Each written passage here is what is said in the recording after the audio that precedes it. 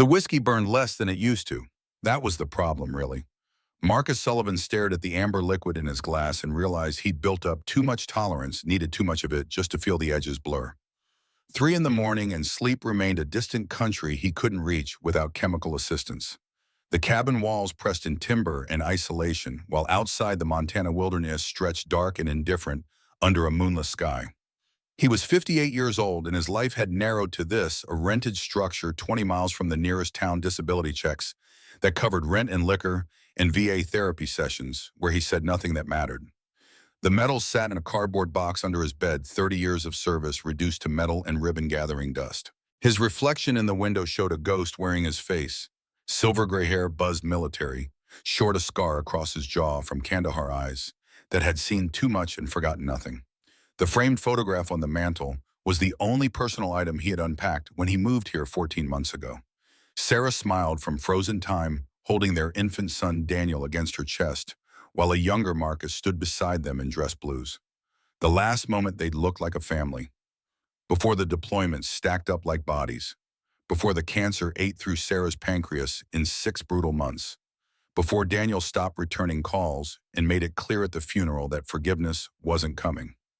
The phone shattered the silence with a tone he didn't recognize. Marcus checked the display, unknown number, 3:47 a.m. Wrong number or emergency, those were the only options at this hour. SEAL instincts overrode his exhaustion. His voice came out rougher than intended. "Sullivan?" The woman on the other end spoke with the precision of someone used to being obeyed. "Mr. Sullivan, my name is Elena Hartley. I represent a private client who requires your services urgently. Are you available?" Marcus almost laughed. "I'm retired." A pause, then her tone shifted to something harder. "I'm aware of your status. I'm also aware you led SEAL team extraction operations in hostile territory for 15 years, that you found people no one else could locate, and that you currently spend your evenings alone in a cabin drinking Canadian whiskey. We need someone with your specific skill set." The whiskey glass stopped halfway to his mouth. She'd done her homework, which meant this wasn't a cold call. Professional interest flickered through the alcohol fog. "Who's missing?" Elena's voice carried weight when she answered. "A 7-year-old girl, taken by armed hostiles 2 weeks ago. Local authorities are unable to assist due to jurisdictional complications. We operate outside normal channels." 7 years old, Daniel's age when Marcus had missed his first communion because of a hostage situation in Baghdad. The guilt was an old friend by now, worn smooth by repetition. He set the glass down. "I'm listening. Pack a bag with tactical gear. A helicopter will arrive at dawn to transport you to our location. Payment is $500,000 plus expenses. Non-negotiable terms. We need you because you're human and because you're the best. Those 2 facts are equally important." The human part was an odd emphasis, but people said strange things under stress. Marcus glanced at his watch, 3 hours until dawn, if she meant it literally. "Where's the extraction site? I'll brief you en route. Do you accept?" Something in her voice suggested she already knew his answer. An officer's widow asking for help finding a child. The money didn't matter, he had enough to drink himself to death already. But purpose, even temporary purpose, that was currency he couldn't earn in this cabin. "I'll be ready." The line went dead. Marcus stood and walked to his bedroom, muscle memory guiding him to the closet where his gear still hung, despite months of disuse. He pulled down the tactical duffel, checked the contents with practiced efficiency. Body armor, night vision medical kit, weapons that civilians weren't supposed to own. Everything was maintained, cleaned, ready. He'd kept them that way because the alternative was admitting he'd never use them again. Outside, dawn crept through the trees like a rumor of better days. Marcus shaved, showered, dressed in field pants, in a moisture-wicking shirt that fit looser than it used to. The weight he'd lost showed in his face, carved away by grief and whiskey. He made coffee strong enough to strip, paint drank it black while watching the forest lighten. The helicopter appeared right on schedule. A civilian model painted matte black, no visible markings. It settled into the clearing behind his cabin, with military precision rotors beating the air into submission. A pilot in dark clothing waved him forward. Marcus grabbed his duffel and moved at a jog, old training overriding the stiffness in his knees. They lifted off before he'd finished buckling in. The pilot handed back a headset without speaking. Marcus fitted it over his ears and watched Montana scroll beneath him. Mountains and valleys stitched together with rivers that caught the early light. They flew north and east, deeper into wilderness, where roads became suggestions and cell towers were myths. Elena's voice came through the headset after 20 minutes. Mr. Sullivan, thank you for responding quickly. I'm transmitting a briefing package to the tablet in the seat pocket. Review it during flight. We'll discuss details upon arrival. Marcus pulled out the tablet, unlocked it with the passcode she provided. The file opened to a photograph that made his breath catch. Ivy Blackwood, age 7, dark curls framing a face full of intelligence and something else, wariness, maybe? Or the careful expression of a child who'd learned early that the world bit. She wore a simple dress and held a book, her gray-blue eyes looking directly at the camera with unsettling directness. The briefing notes were sparse. Kidnapped 14 days ago during transport between locations. 5 security personnel killed in the attack. No ransom demand received. Local law enforcement not involved due to sensitivity of client circumstances. That phrase set off alarm bells, but Marcus had worked enough black operations to recognize the euphemism for powerful people who operated in shadows. He scrolled through tactical data, convoy attack site coordinates, witness statements from survivors, grainy traffic camera footage showing the ambush. Professional work, well coordinated. 8 attackers, all male, moving with military precision. They'd boxed the convoy, disabled the lead vehicle with spike strips, then overwhelmed the security team in under 2 minutes. The footage showed Ivy being carried to a van conscious but not struggling, either drugged or threatened into compliance. The file included personnel dossiers for the Blackwood security team. Marcus studied faces and service records, noted the unusual detail that most listed private military contractor as background without specifying employers. The killed guards had been experienced, well-trained. Whoever took them down knew their business. The helicopter banked hard, descending toward a valley that opened between mountain ridges. Marcus looked down and felt his tactical assessment shift into high gear. The estate below sprawled across 200 acres, a main building constructed from stone and timber, multiple outbuildings, and a perimeter that looked more fortress than home. Armed guards patrolled in pairs. Camera mounts were visible, even from altitude. This wasn't a residence, it was a hardened position. They landed on a helipad carved from forest rotors, winding down as 2 guards approached. Both moved like operators, weapons carried with casual competence that marked them as more than rent-a-cops. Marcus grabbed his duffel and stepped out, immediately cataloging details. Guard positions overlapped for mutual coverage. Sensor arrays lined the tree perimeter. Technology married to terrain in ways that suggested professional security design. The woman walking toward him matched the voice from the phone. Elena Hartley stood perhaps 5'9", mid-50s, with silver threading through dark hair pulled back in a practical bun. She wore tactical pants and a fitted jacket that didn't quite conceal the weapon at her hip. Her handshake was firm, her gaze direct. Mr. Sullivan, welcome to Blackwood Estate. If you'll follow me, the team is assembled for briefing. Marcus fell into step beside her, noting how she moved with military bearing. Officer's wife, maybe, or former military herself. They walked a stone path toward the main building, while guards watched with expressions that mixed curiosity and suspicion. He didn't recognize the uniform-style civilian clothes, but coordinated colors suggested organizational structure. Private security firm, probably with money enough to hire quality. You served in Afghanistan. Elena's questions sounded casual but carried assessment weight. 3 tours. You military family. Something crossed her face before she smoothed it away. My late husband handled security operations. He died in the attack that took Ivy. The words came out controlled, professional, but Marcus heard the grief underneath. Recent loss still raw. He knew that landscape intimately. I'm sorry for your loss, Elena nodded once, accepting without false comfort. They entered through a side entrance that required keycard and biometric scan, moving through corridors that spoke of old money and older architecture. Stone walls, timber beams, tapestries depicting wolves in forest settings.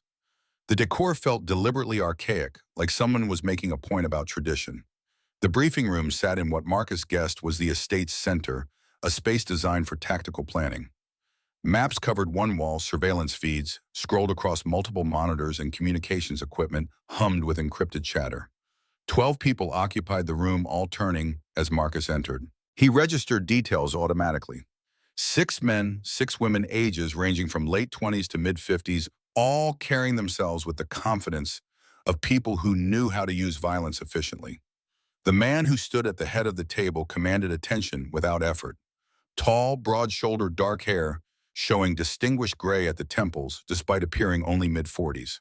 His eyes were the unusual part amber bright enough to catch light in ways human eyes didn't.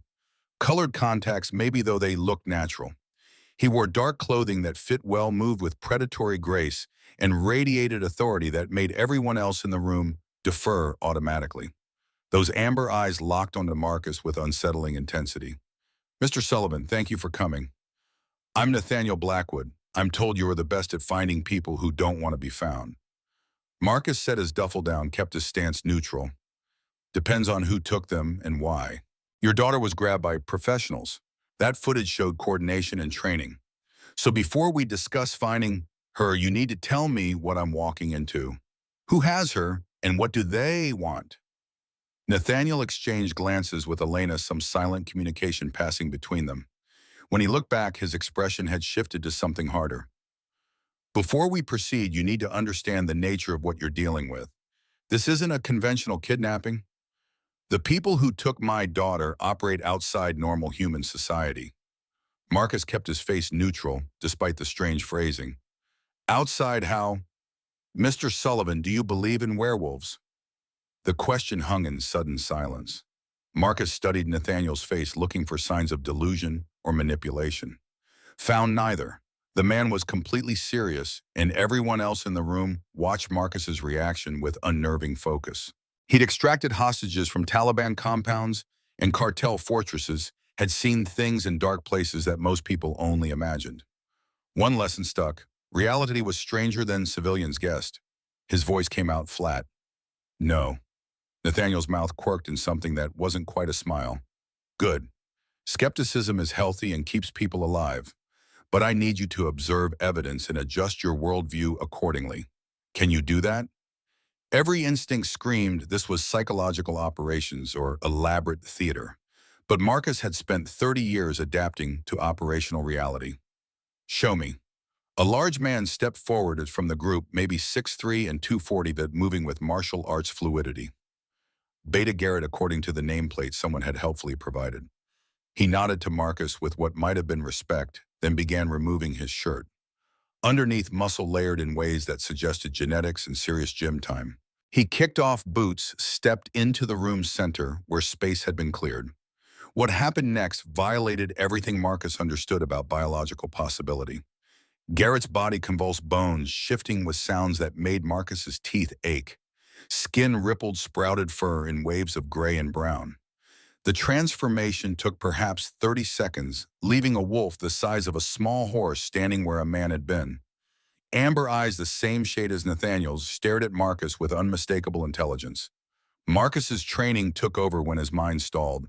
He cataloged details. The wolf's shoulder height came to his chest, massive paws tipped with claws, jaw structure capable of crushing bone.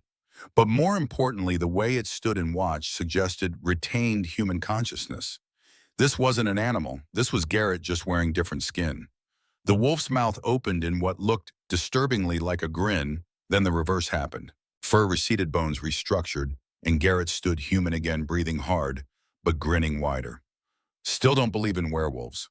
Marcus processed, adjusted, accepted. Operational reality beat theory.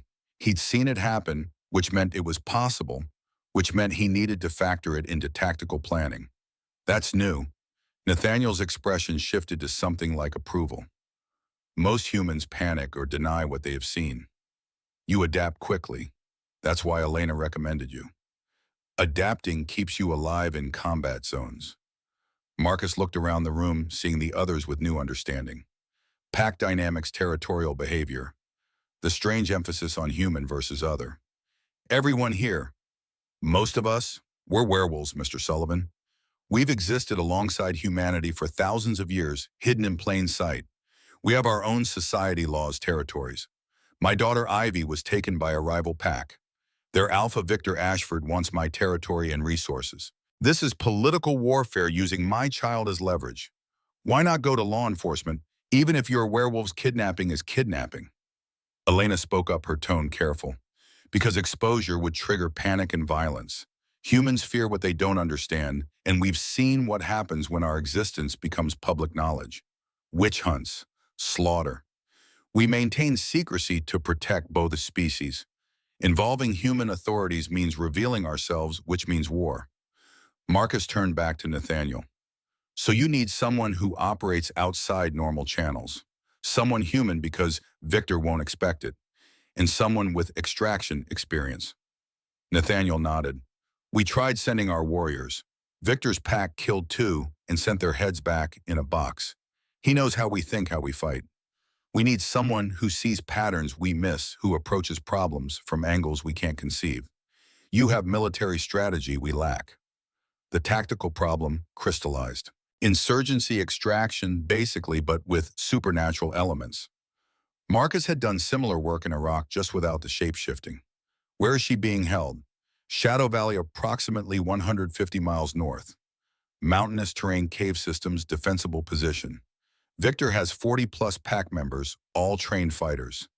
And you haven't mounted a rescue because... Beta Garrett answered, his voice carrying frustration. Because it would be suicide. Direct assault against a fortified position with superior numbers means casualties we can't afford. We'd need to commit our entire pack, leave our own territory vulnerable. And Victor knows that. He's betting we won't risk it. Marcus walked to the map wall, studied the topographical charts someone had marked up. Shadow Valley sat in terrain that would make conventional military operations nightmarish. High peaks, narrow passes, limited approach roads. Perfect for defense, terrible for assault. But insurgencies had taught him that impossible positions always had weaknesses. You just had to think asymmetrically. Has he made ransom demands? Contact of any kind? Nathaniel's hands clenched. Nothing. 2 weeks of silence. We feared she's... He couldn't finish. Marcus turned back, fixing Nathaniel with the same stare he'd used on countless mission briefs. If he wanted leverage, he'd have made demands. Dead hostages have no value. He's keeping her alive. Question is why and where. Elena leaned forward. We've assumed she's at his main compound, but we have no confirmation. He could have moved her, hidden her anywhere in his territory. Walk me through the last communication. Any disputes, threats, specific language he used. A younger pack member spoke up, maybe late 20s, still carrying the eagerness that combat hadn't beaten out yet. 3 months ago, Victor challenged for Alpha position. It's pack tradition, combat for leadership. Nathaniel won, sent him into exile. Victor swore vengeance, said our bloodline was weak. Marcus filed that detail. Weak how? Nathaniel's voice went cold. He claimed my daughter would be useful for proper breeding, that her bloodline combined with his would produce stronger alphas. He views her as genetic material. The pieces clicked into tactical assessment.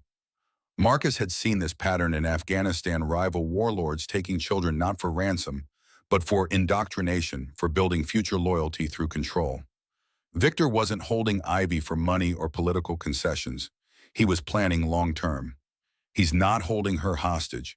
He's planning to raise her, indoctrinate her, turn her against you. In 10 years, she's old enough to fight. A weapon from your own bloodline loyal to him. Nathaniel looked like Marcus had punched him. That's strategic, and it means she's alive, relatively unharmed, and at his main base. He wouldn't risk moving her frequently if he's planning long-term control. She's too valuable, which gives us advantages. Elena stepped closer. What kind of advantages? Marcus pulled out a tactical notepad, started sketching.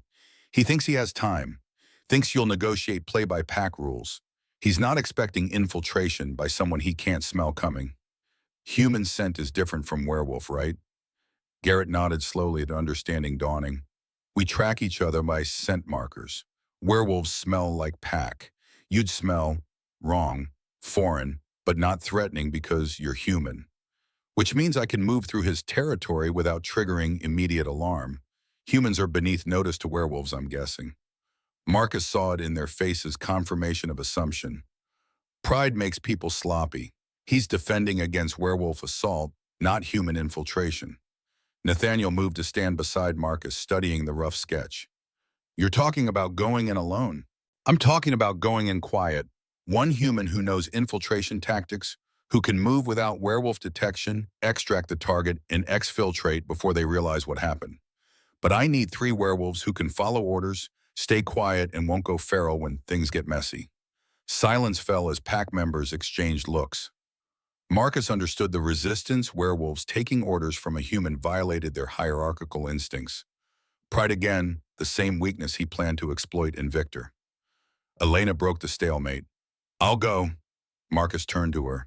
You're not military trained. Her eyes hardened. Victor killed my husband and took the child I helped raise. I've earned this operation. I won't be a liability. Something in her tone reminded Marcus of Sarah in her last months fighting the cancer with pure stubbornness. He recognized warrior spirit regardless of training. You follow orders exactly as I give them. No heroics, no improvisation. Clear. Crystal. Garrett stepped forward next. I'm in. For what it's worth, I trust your tactical assessment, even if I don't love taking orders from humans. A younger man joined them, maybe 22, with the hungry eagerness of someone needing to prove themselves. Cole Ashford, I want to help. Marcus filed the surname. Related to Victor. Cole's jaw tightened. He's my father, which means I know his patterns, his territory, his weaknesses. And I want that bastard stopped. The last volunteer surprised him, an older woman, late 40s, with silver-streaked hair and a tracker's watchful eyes. Sarah Mitchell. I've mapped every inch of Shadow Valley over 20 years. If anyone knows the terrain, it's me. Marcus assessed his team. 2 veterans, 1 kid with motivation, and a widow with nothing to lose.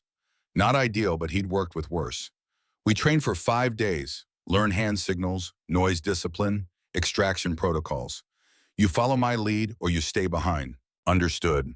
4 affirmative responses.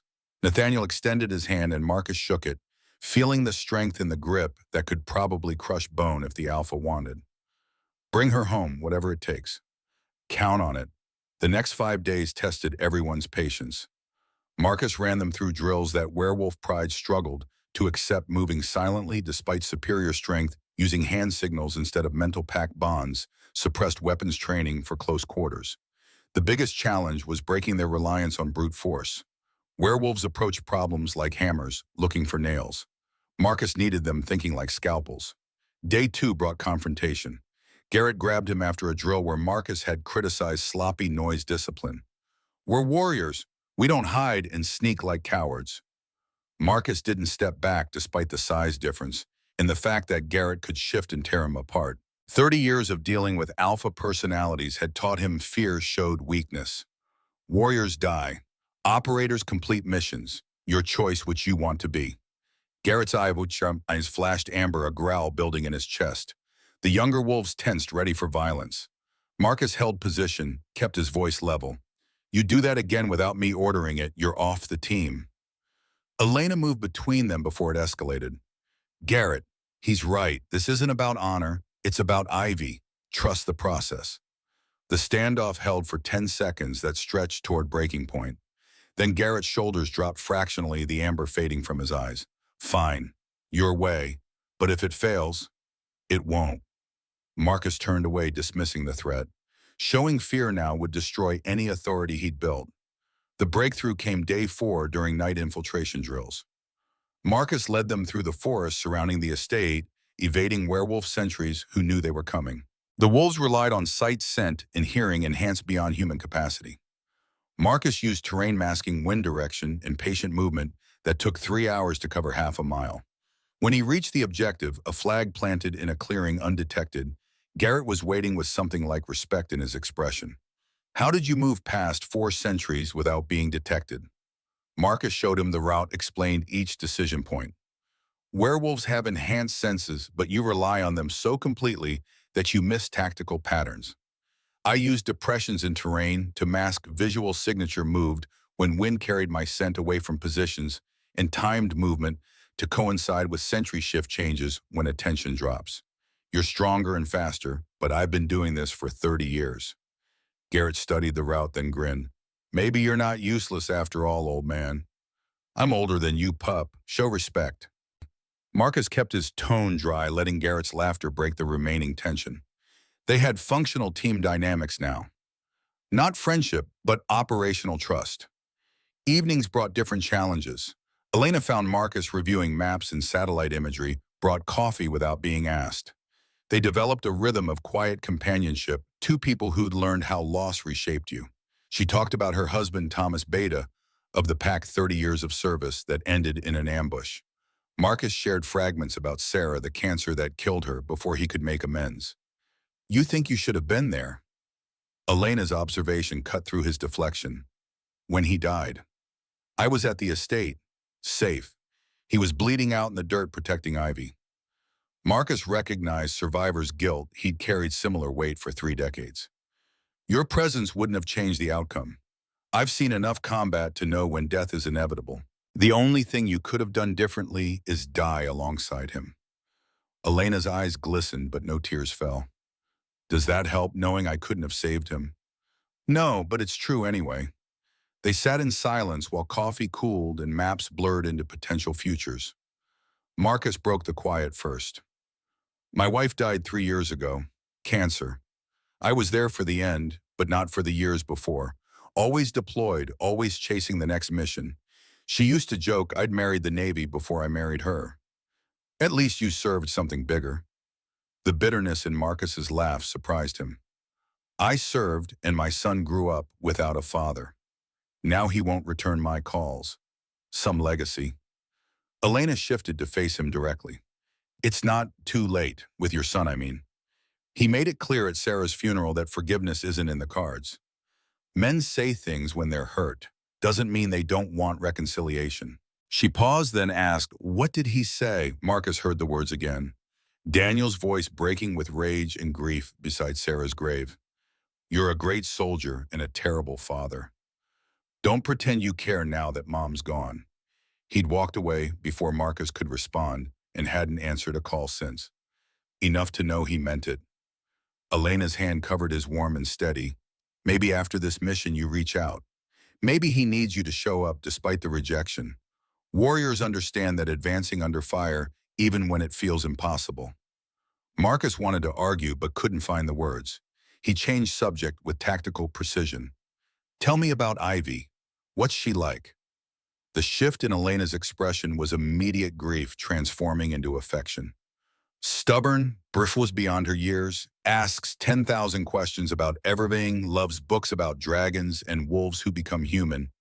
She's like her mother was Seraphina. She died 2 years ago, left Nathaniel and Ivy trying to figure out how to be a family without her. How did she die? Elena's face clouded. Car accident on a mountain road. Vehicle went over a cliff during a storm. They recovered her body 3 days later. Something in her tone suggested more to the story, but Marcus didn't push. Everyone had secrets, especially in communities that hid from normal society.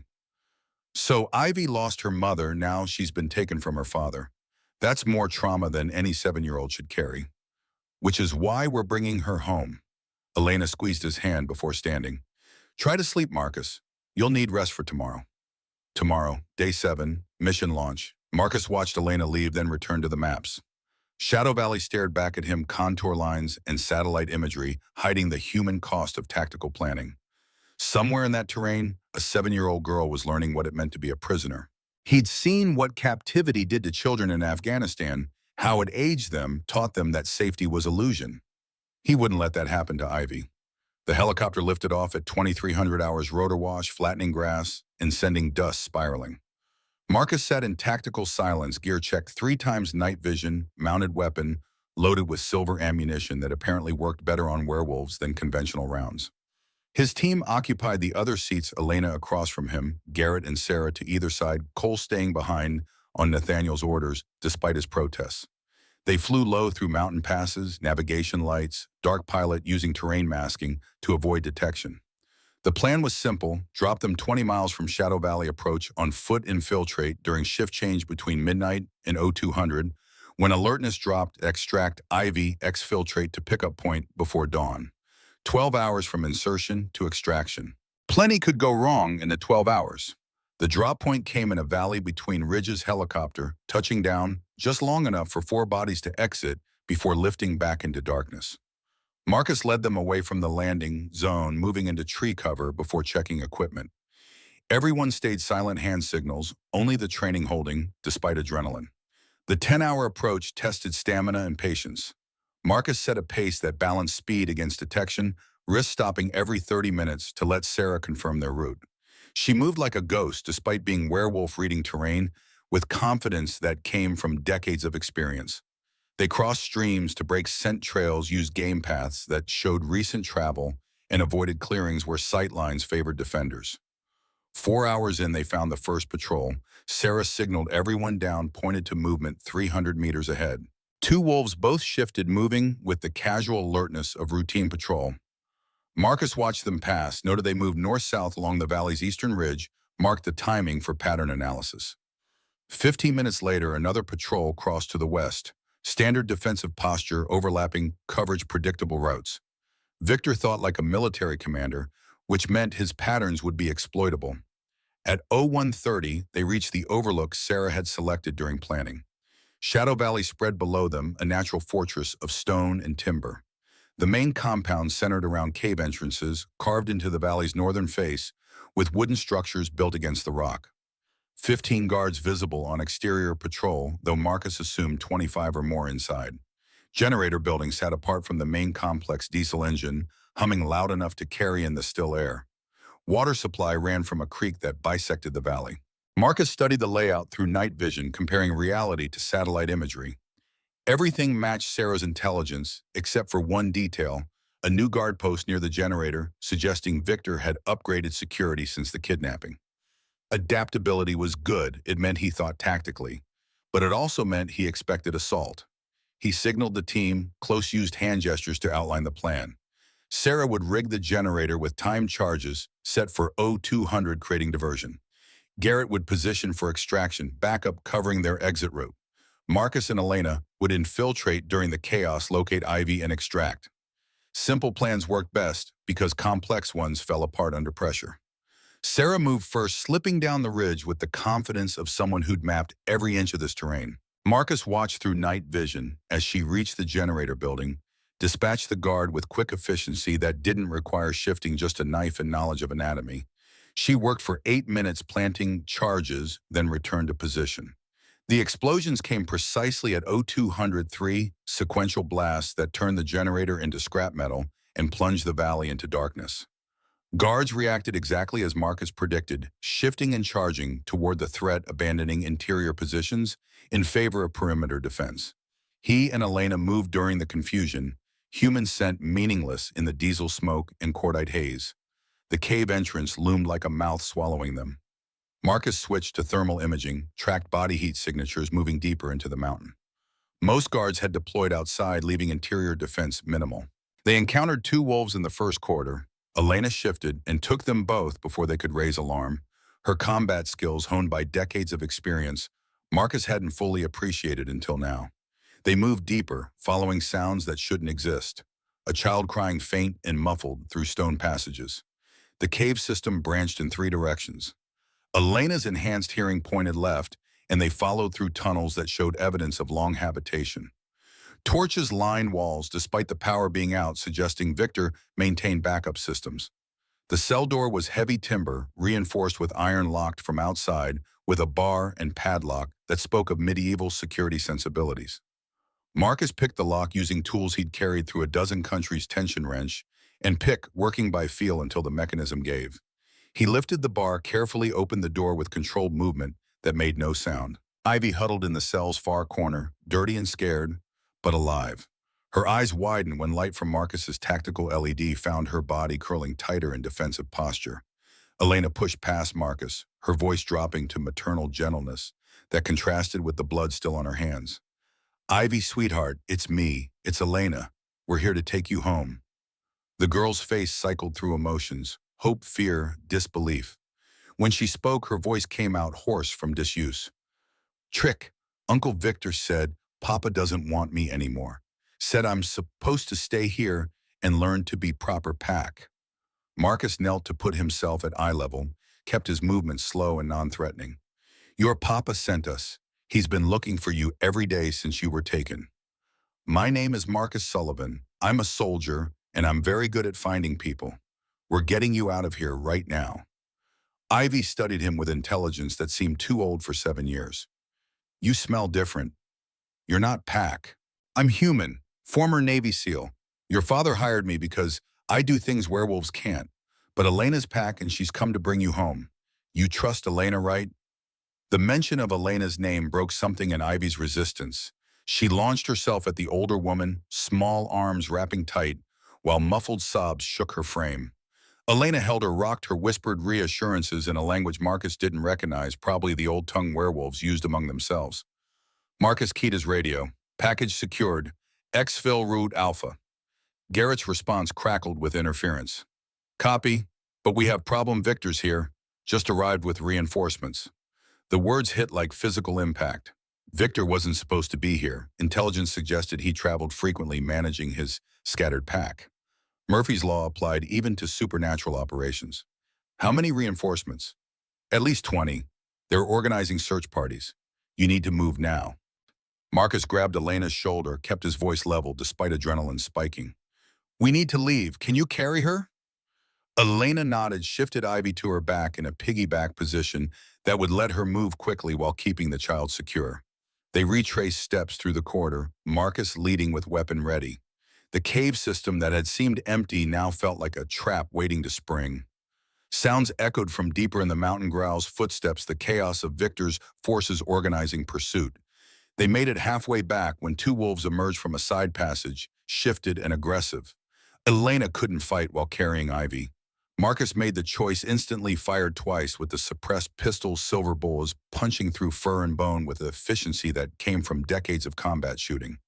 Both wolves went down, but not before one got off a howl that echoed through stone passages like an alarm. Now they ran. Marcus led them through tunnels he'd memorized during insertion, Elena matching his pace despite Ivy's weight. Behind them, the sounds of pursuit grew, multiple wolves converging on their position, probably tracking by scent now that the alarm had been raised. They burst from the cave entrance into chaos.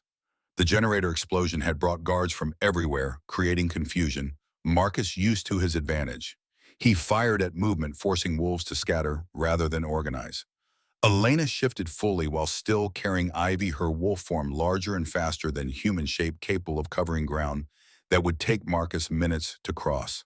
A massive black wolf blocked their path, larger than any Marcus had seen, easily 300 pounds of muscle and fury. Victor had to be the alpha size, giving him away. He snarled at Elena, ignored Marcus entirely. That dismissal was tactical mistake. Marcus put 3 silver rounds into Victor's shoulder before the alpha even registered human threat. The wolf staggered, roared pain that echoed off valley walls but didn't go down. Garrett appeared from the tree line, shifted, and massive, crashing into Victor with impact that sent both wolves rolling. The fight devolved into primal violence. Marcus couldn't follow, too fast, too brutal. Two apex predators trying to kill each other, while he and Elena ran for the extraction point. They made it 200 meters before Victor's roar split the night, a sound of alpha command that made every wolf in the valley freeze. Marcus grabbed Elena, pulled her behind cover as dozens of eyes turned their direction. The tactical situation had collapsed. They were outnumbered, outmatched, and running out of options. Then Nathaniel arrived like divine intervention, wearing fur. The alpha of Blackwood Pack hit Victor's forces like a freight train, 20 of his own warriors flowing behind him in coordinated assault that spoke of training and discipline. The patrol they detected on approach Sarah must have circled back and guided them in after the extraction went loud. The cave valley erupted into full werewolf warfare, shapeshifters tearing into each other with savagery that made Marcus's combat experience look tame. He kept moving, trusting Nathaniel's forces to handle the fighting while he focused on getting Ivy to safety. Elena matched his pace, still carrying the girl who'd gone eerily silent, eyes squeezed shut against the violence surrounding them. Garrett found them at the tree line, human again, and bleeding from multiple wounds. Helicopters at emergency extract point half-mile north. Victor's pinned, but not beaten. We need to move before he breaks free. Then they ran through forest. Marcus had memorized branches tearing at tactical gear, roots threatening to trip them in darkness that night. Vision turned green and grainy. Behind them, the sounds of battle faded to distance, but didn't disappear. Wolves died hard, and alpha combat could last hours if both parties were evenly matched. The helicopter sat in a clearing with rotors already spinning, pilot watching the tree line with weapon ready. Marcus lifted Ivy from Elena's back, carried her in his arms while running the final 100 meters. She weighed almost nothing, all bones and terror, and when he settled her into a seat and buckled the harness, her eyes finally opened.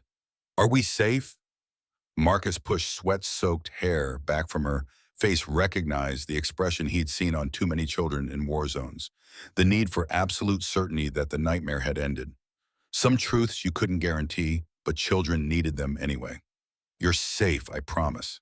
We're taking you home to your father right now." The helicopter lifted as Garrett and Elena piled in, leaving Sarah behind to guide Nathaniel's forces. Marcus watched Shadow Valley shrink beneath them, fires burning where the battle continued. He'd extracted hostages from worse situations, but somehow this one felt different. Personal maybe in ways that military operations never had been. Ivy's small hand found his grip with surprising strength. Marcus looked down to find her watching him with Seraphina's gray-blue eyes, intelligence, and assessment beyond her years. She didn't speak, just held on like he was the only solid thing in a world that kept trying to hurt her. "Thank you," Elena's voice barely carried over rotor noise, "for keeping your promise." Marcus nodded, suddenly exhausted in ways that had nothing to do with physical exertion. They'd extracted Ivy alive, which was mission success by any metric. But the look in her eyes suggested trauma that would take years to heal, and he'd seen enough war to know that some wounds never fully closed. The Blackwood estate appeared through dawn-light stone and timber, rising from forest like a sanctuary that had stood against darkness for generations. They landed as the sun broke the mountain ridges, painting everything in gold that felt too pure for the violence they'd left behind. Nathaniel stood waiting on the helipad, still blood-covered from battle, his expression cycling through relief and fear as the helicopter settled. Ivy saw him and screamed not joy, but terror. She buried her face in Marcus's chest, small body shaking with sobs that came from somewhere deep and broken. Nathaniel froze mid-step, his face crumbling, as he realized his daughter was afraid of him. Marcus understood immediately. Ivy had watched Nathaniel kill Victor's wolves, had seen her father's wolf form covered in blood and fury. Children process trauma. Literally, she'd seen a monster wearing her father's shape, and young minds couldn't separate the two. He carried Ivy past Nathaniel, saw the Alpha's hands reaching and falling back, helpless in the face of his daughter's fear. Elena moved to intercept Nathaniel, her voice too low to carry, but her body language clear. "Give them space. Let Marcus handle this. Trust the process." Inside, Marcus found the room that Elena had prepared, Ivy's bedroom, relocated from wherever she'd lived before. Familiar toys, books arranged by size, a window seat overlooking the forest. He set her down gently on the bed, sat beside her without crowding. Years of combat had taught him how to be still, how to project calm when adrenaline screamed otherwise. "You saw your father in wolf form." Ivy nodded, face still hidden against her knees. "And it scared you because he looked like the wolves who hurt you." Another nod, smaller this time. Marcus chose his words carefully, remembering how Daniel had needed truth more than comfort at this age. "Your father's wolf is different from Victor's wolves. I know they look similar, but they're not the same. Your father came to that valley to save you. He fought Victor's pack because they had you. Everything he did to bring you home." He looked scary. Ivy's voice came muffled but clearer now. "He was scary. That's what fathers do when their children are in danger. They become scary to the things trying to hurt you. My father was Navy too, retired before I was born. When I was 7, same age as you, some men tried to rob our house. My father became the scariest thing I'd ever seen. He hurt those men badly to protect me and my mother. I was terrified of him for weeks." Ivy lifted her head slightly. "What happened?" "He kept being my father, kept showing up, kept being gentle with me, kept proving that the scary version only came out when I needed protection. Eventually, I understood that both versions were him, the gentle father, and the fierce protector. Your father is both those things too." She processed this in silence, her small fingers picking at the bedspread. "Will he be mad? I'm scared?" "No, sweetheart. He's sad, but he understands, and he'll wait as long as you need to feel safe again." Elena appeared in the doorway with a tray of soup bread juice. She set it down and sat on Ivy's other side, creating a protective bracket that let the child feel surrounded by safety rather than trapped. They stayed there while Ivy ate slowly, while exhaustion finally caught up and her eyes drooped. Marcus stood to leave, give them space, but Ivy's hand shot out and grabbed his wrist. Don't go. Please, I need you to check the locks. He looked at Elena, who nodded understanding. It's a good idea. Let's make sure everything is secure. They walked the room together, Marcus showing Ivy every window, locked the door bolt, the security system panel. He explained each element with tactical precision that seemed to calm her. Understanding security meant understanding control. When they finished the circuit, she climbed into bed willingly. Will you stay until I fall asleep? Marcus settled into the chair beside her bed, recognized the echo of countless nights when Daniel was small and nightmares were just part of growing up. The nights before deployment ruined everything. I'll stay as long as you need. Will you be here tomorrow? He thought about his contract, about the cabin waiting in the Montana wilderness, about the life he'd planned to return to when this mission ended. Then he looked at Ivy's face, saw the trust building. Despite her fear, understood that some commitments weren't written in contracts. I'll be here tomorrow and the day after, for as long as you need me. Ivy's eyes closed, her breathing evening out into the pattern of exhausted sleep. Elena stood from where she'd been sitting on the bed, moved to stand beside Marcus's chair. Her hand rested on his shoulder, warm and steady. Thank you. She whispered it like a prayer. For all of it. Marcus didn't trust his voice to answer, so he just nodded. They stayed in the quiet room while dawn strengthened outside, watching a 7-year-old girl sleep without nightmares for the first time in 2 weeks. The mission was over. Extraction successful. Primary objective achieved. So why did it feel like something was just beginning? 3 days after the extraction, Marcus sat in the estate's security office reviewing patrol logs when Nathaniel found him.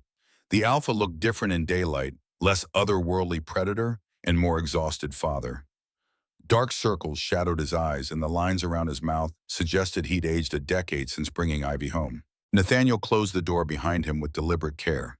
You're planning to leave. Marcus had been inventorying his gear, making preparations for departure.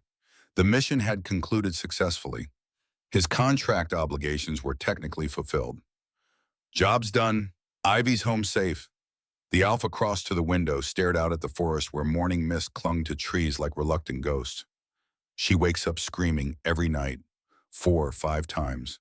Calls for Elena, calls for you, never calls for me. The pain in those words was raw enough that Marcus felt it echo in his own chest. He'd lived that particular hell, watching your child turn to strangers for comfort because you'd become something they couldn't reconcile with safety. Nathaniel continued without turning. The pack psychologist says she's processing trauma, that seeing me kill Victor's wolves triggered fear response she can't separate from the kidnapping. She knows intellectually I'm her father, but emotionally, he stopped, jaw working. She sees a monster. Marcus stood, moved to lean against the desk where he could see Nathaniel's profile. It'll pass. Children are resilient. She just needs time. How much time? Weeks, months, years. Nathaniel's hands clenched. Every day, I'm losing more of her.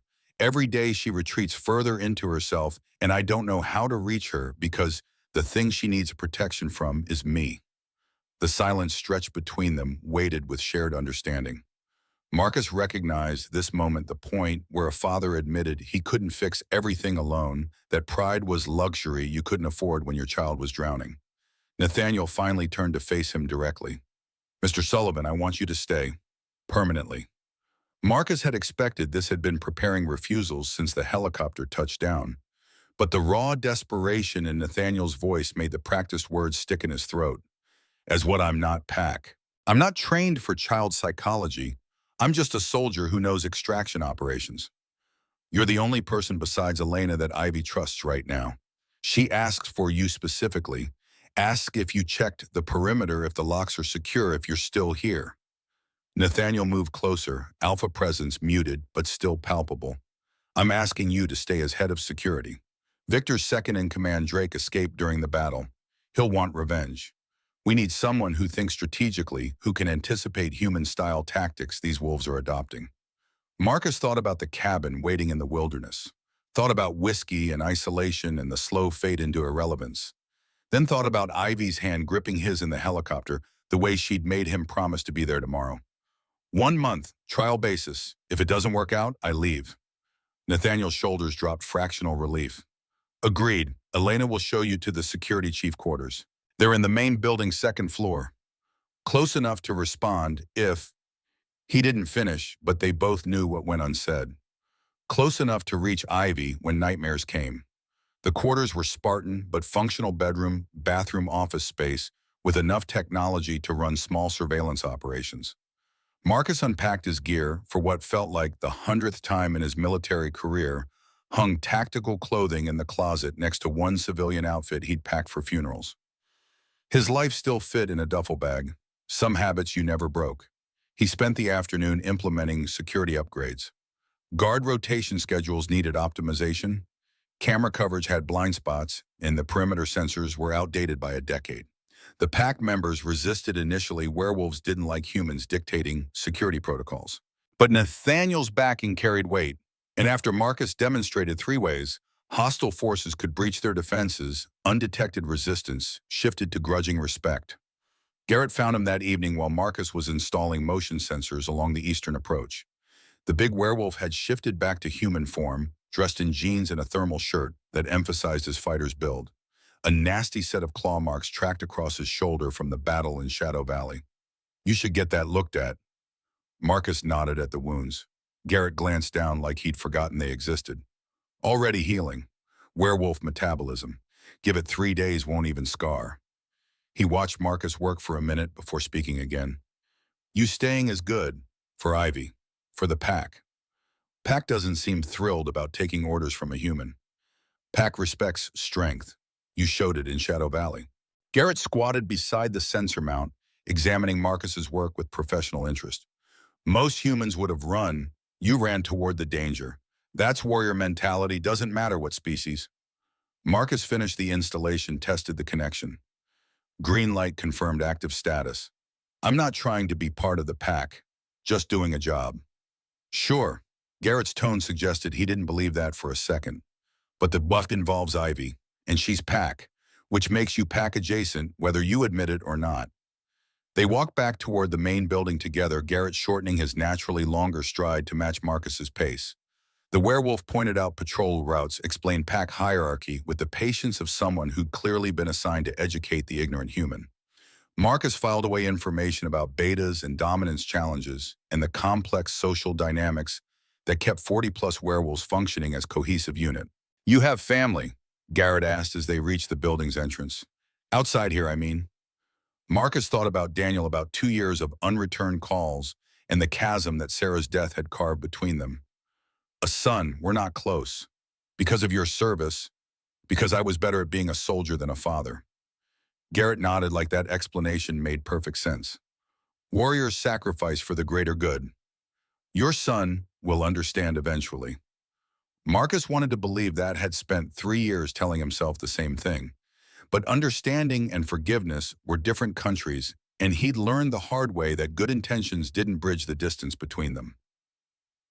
The nightmare came at 2:17 a.m. Ivy's screams pulling Marcus from restless sleep. He was moving before conscious thought caught up, pulling on pants and grabbing the tactical flashlight he kept beside the bed. The hallway outside Ivy's room was already occupied, Elena in a bathrobe. Nathaniel frozen in the doorway like a man afraid to enter his own daughter's space. Marcus pushed past them both, found Ivy tangled in sheets, in sobbing words that didn't form coherent sentences. Her eyes were open, but unseeing, locked in whatever nightmare played behind them. He'd seen this before in Daniel and soldiers, after bad missions, in himself reflected in mirrors at 3 a.m. He sat on the bed's edge, kept his voice low and steady. "Ivy, you're safe. I'm here. No one's getting past me to hurt you." Her eyes focused gradually, recognition dawning through layers of terror. She launched herself at him with the desperation of someone drowning, small arms wrapping around his neck hard enough to hurt. Marcus held her while she cried, rocked her with the muscle memory of fatherhood he'd thought atrophied beyond use. "They were taking me again." Her voice came muffled against his shoulder. "Uncle Victor said you weren't real. Said I made you up because I was weak." "I'm real. You can feel me right here. And Victor's wrong, you're not weak. You survived 2 weeks as his prisoner. That takes strength most adults don't have." She pulled back enough to look at him, tears tracking through the exhaustion on her face. "Promise you're real. Promise you won't disappear." Marcus cupped her face between his hands the way he used to with Daniel before deployments, taught his son that promises from soldiers were just pretty lies. I promise. Want to know I won't disappear?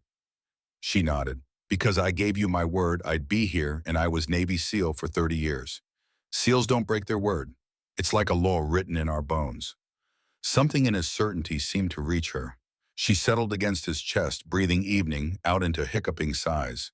Marcus looked up to find both Elena and Nathaniel watching from the doorway.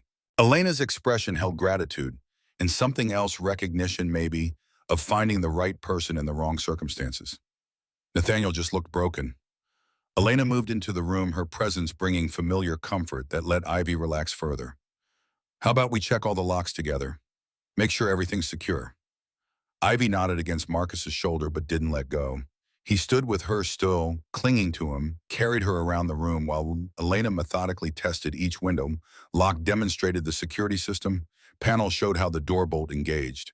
Marcus added technical details that seemed to help specifications about grade 5 military locks, unbreakable glass motion sensors that detected anything larger than a house cat.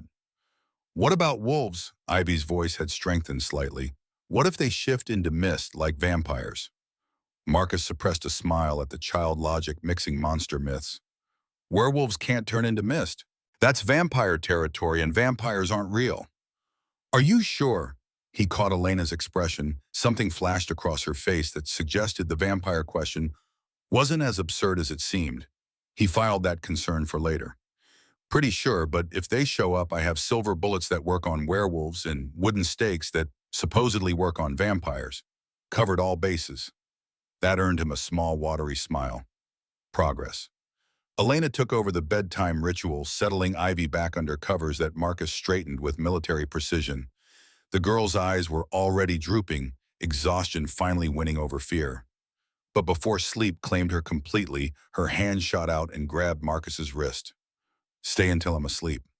Marcus looked at the chair beside her bed, recognized the trap he was walking into. Getting involved meant attachment. Attachment meant vulnerability. Vulnerability meant hurt when it inevitably ended. He'd learned that lesson in blood and tears across 3 decades of service. But Ivy was 7 years old and terrified, and some things mattered more than self-protection. I'll stay. He settled into the chair while Elena dimmed the lights to barely their glow. Nathaniel had disappeared from the doorway, unable to watch the tableau of his daughter finding comfort in strangers. Marcus understood that pain too. The knowledge that you'd failed so completely that your presence caused more harm than good. Ivy's breathing settled into sleep rhythm within 10 minutes. Elena moved to stand beside Marcus's chair, her hand resting on his shoulder with weight that felt like anchor and invitation combined. Thank you, she whispered it like prayer, for being what she needs right now. Marcus didn't trust his voice, just nodded. They stood vigil together while Ivy slept 2 damaged people trying to protect a child from demons that wore familiar faces. Outside, dawn was still hours away, but for the first time since Sarah died, Marcus felt like he was exactly where he needed to be. The routine established itself over the next week. Marcus handled security operations during the day, trained pack members in tactical protocols, upgraded defensive systems. Evenings belonged to Ivy dinner, together homework, helped the nightly lock-checking ritual that became sacred routine. She started talking more, asking questions about his SEAL experiences, demanding stories that he edited heavily for 7-year-old audiences. She drew pictures, constantly processing trauma. Through art, the way her psychologist recommended. The early drawings were dark wolves with red eyes, caves that looked like prisons, small figures hiding in corners. But slowly they evolved. She started drawing Marcus checking locks, Elena reading stories, even Nathaniel standing protectively nearby, though never close enough to touch. The pack adjusted to Marcus's presence with varying degrees of acceptance. Younger wolves like Cole treated him with respect, bordering on hero worship. Older traditionalists tolerated him because Nathaniel demanded it. Most fell somewhere in the middle, acknowledging his competence while maintaining distance that made clear he wasn't one of them. Marcus was reviewing security footage late one afternoon when the guard at the front gate called. "Sir, we have a visitor. Claims to be your son, Daniel Sullivan. Should we send him away?" Marcus's hand froze on the keyboard. "Daniel, here." After 2 years of silence, his son had driven to the Montana wilderness to find him. He forced his voice steady. Let him through. Daniel's rental car pulled up 15 minutes later, expensive sedan, that screamed corporate lawyer income. Marcus watched from the security office window as his son climbed out, 32 years old and wearing success-like armor. Tailored suit, despite the wilderness-setting haircut that cost more than Marcus spent on groceries monthly, the confidence of someone who'd built life without needing anyone's help. They met in the courtyard, two strangers who shared blood and nothing else. Daniel's face cycled through emotions too fast to track, before settling on the careful neutrality he probably used in courtrooms. Dad, the word came out, flat acknowledgement without warmth. Daniel. Marcus didn't offer to shake hands, didn't pretend this was anything other than what it was, confrontation that had been building since Sarah's funeral. What are you doing here? I heard through your VA contact that you were working again, wanted to see if it was true. Daniel's eyes scanned the estate, taking in the guards, the obvious wealth, the strangeness of the whole setup.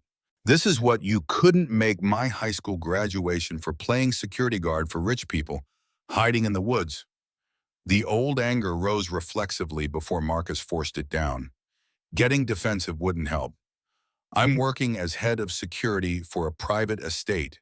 It's legitimate work. I'm sure it is. Daniel's tone suggested the opposite. So you can take a job protecting strangers' kids, but you couldn't make it to my college graduation, my law school graduation, Mom's last 6 months when she was dying. There it was, the wound that wouldn't heal, the accumulated resentments of a childhood spent watching other kids' fathers show up, while his was always deployed, always training, always somewhere else. Marcus had no defense except the truth, which sounded hollow even to his own ears. I was serving my country. Daniel's laugh was bitter enough to hurt. You were avoiding being a father. Don't dress it up as patriotism. You chose missions over me every single time, and we both know it. Marcus wanted to argue, to list the reasons each deployment mattered. Each training exercise was critical. Each missed event was necessary sacrifice. But standing in the Montana afternoon, facing his son's legitimate anger, the excuses crumbled into ash. You're right. The admission cost him, but it was true. I was a better soldier than father. I chose service over family, and I can't change that now. Daniel stared at him like Marcus had spoken in foreign language. In 32 years, he'd probably never heard his father admit fault. Marines didn't apologize. SEALs didn't show weakness. Sullivan men carried their mistakes like rucksacks and never complained about the weight. You're actually admitting it. I'm too old and too tired to pretend anymore. Marcus gestured toward the building. Come inside. I'll explain what I'm doing here, why I took this job. Maybe it won't matter to you, but I owe you the honesty. Elena intercepted them in the hallway, her presence bringing immediate calm to the tension crackling between father and son. She extended her hand with natural grace that suggested diplomatic training. You must be Daniel. I'm Elena Hartley. Your father has told me about you. Daniel's courtroom polish activated, automatically shaking her hand with professional warmth. That's surprising. Dad doesn't usually talk about family. Perhaps because family conversations were painful. Elena's tone stayed gentle, but her words carried weight. He speaks about you with regret and pride. Both can exist simultaneously. She guided them to a private sitting room, offered coffee that both men accepted as excuse to have something to do with their hands. Marcus tried to figure out where to start, how to explain werewolves and kidnapped children, and finding purpose in protecting someone else's daughter. Before he could speak, Ivy appeared in the doorway. She'd been playing with building blocks in the adjacent room, but the sound of new voices had drawn her curiosity. She looked between Marcus and Daniel with assessing intelligence, then fixed on Daniel with interest. Are you Marcus's family? Daniel's expression cycled through surprise before settling on something softer. I'm his son, Daniel. Ivy crossed the room with the fearless approach of children who hadn't learned wariness yet. I'm Ivy. Marcus is helping keep me safe. He checks all the locks every night and tells me stories about being a soldier. He's really good at protecting people. She said it with absolute certainty, the kind of trust that children offered freely and adults guarded jealously. Daniel looked at Marcus with new confusion, seeing his father through this strange child's eyes and not recognizing the man she described. I'm sure he is. Daniel's voice had gentle talking to Ivy. You like having him around. I love having him around. Ivy climbed onto the couch beside Marcus, leaned against his arm with casual affection. He makes me feel safe. Even when I have bad dreams, I know Marcus won't let anything hurt me. The words landed like artillery fire in the careful space between father and son. Daniel's face went through several rapid shifts, understanding jealousy, pain, anger before he controlled it back to neutral. But Marcus had seen enough, understood what his son was thinking. You protect this girl you barely know, but you couldn't protect me. Elena recognized the dangerous moment, smoothly redirecting. Ivy, sweetheart, why don't you show Daniel your drawings, the ones you made this morning? Ivy bounced up happy for audience. She brought over a sketch pad filled with crayon artwork, wolves and forests, and stick figures with specific details. One drawing showed a tall figure with gray hair standing beside a small girl, both of them smiling. Labels in careful 7-year-old handwriting identified Marcus and me. Daniel studied the drawings with lawyer's attention to detail, seeing the progression from dark nightmare images to brighter scenes with protective figures. When he looked up, his expression had shifted into something Marcus couldn't quite read. You've helped her, really helped her. Marcus didn't know how to answer that, so he didn't try. Ivy filled the silence by launching into explanation of each drawing, her voice animated with the resilience of children who bounce back faster than adults. She talked about the cave rescue edited into child-friendly adventure story, talked about Marcus teaching her to identify different tree types during their walks, talked about feeling safe for the first time since the monsters took her. Daniel listened with the focus he probably used in client meetings, asking gentle questions that drew Ivy out further. Marcus watched his son interact with the child and saw echoes of the boy who'd once loved animals and wanted to be a veterinarian before law school changed his trajectory. Some essential kindness still existed under the corporate armor. Elena eventually extracted Ivy for dinner preparation, leaving father and son alone in awkward silence. Daniel broke it first, his voice carrying less anger than before but no more warmth. So you're playing grandfather to someone else's kid. That's what you couldn't make time for with me. Marcus forced himself to face the accusation honestly. I'm trying to give her what I failed to give you. Consistency, presence, the feeling that someone will show up when they promise to. Noble. Daniel's sarcasm was weapon sharp. But it doesn't change the past. Doesn't make up for the birthdays you missed, the baseball games you skipped, the nights mom sat alone wondering if you were dead in some desert. No, it doesn't. Marcus met his son's eyes directly. Nothing I do now changes that I failed you both. But I can't go back and fix it. I can only try to be different going forward. Different for her, not for me. The hurt underneath the anger was clear enough that Marcus felt it resonate in his own chest. I would be different for you too if you gave me the chance. But you stopped taking my calls, blocked my emails, made it clear at your mother's funeral that you were done with me. Daniel stood paced to the window, stared out at the Montana wilderness that must seem alien to someone who'd built life in Seattle's corporate towers. You said at Mom's grave that you were sorry, that you'd wished you'd been better. Then you went right back to your cabin and your isolation and your drinking. No change, just empty words. Marcus absorbed that truth because it was accurate. He'd meant the apology at Sarah's funeral had felt it down to his bones. But he'd had no idea how to translate regret into action, how to rebuild bridges he'd burned systematically over 3 decades. You're right again. Marcus's voice came out rougher than intended. I didn't know how to be different. Didn't know how to reach you when everything I'd done pushed you away. So I gave up and went back to the only thing I knew how to do, be alone.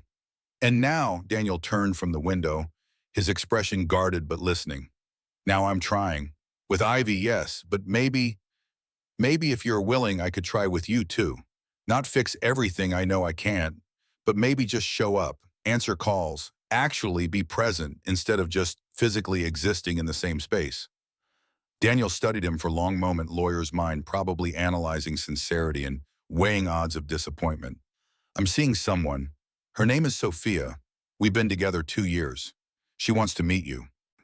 Marcus absorbed the information. 2 years his son had been in serious relationship, and he'd known nothing about it. More time lost, more moments he'd never recover. I'd like to meet her, if you're willing to introduce us. Maybe, Daniel's voice carried less hostility, though wariness remained. But you have to actually show up, Dad. Can't just promise and then disappear when something more important comes up. I'm done with that pattern. I understand. I'm staying here for the foreseeable future, working for Nathaniel Blackwood as head of security. But I have phone email can take time for visits. If you want to try, I'll be here. Daniel nodded slowly, some internal calculation reaching conclusion. I'll think about it. But Dad, he paused at the doorway. Don't hurt that kid the way you hurt me. She trusts you. Don't make her regret it. Then he was gone, rental car pulling away while Marcus stood in the sitting room, feeling like he'd been through combat without the satisfaction of enemy casualties.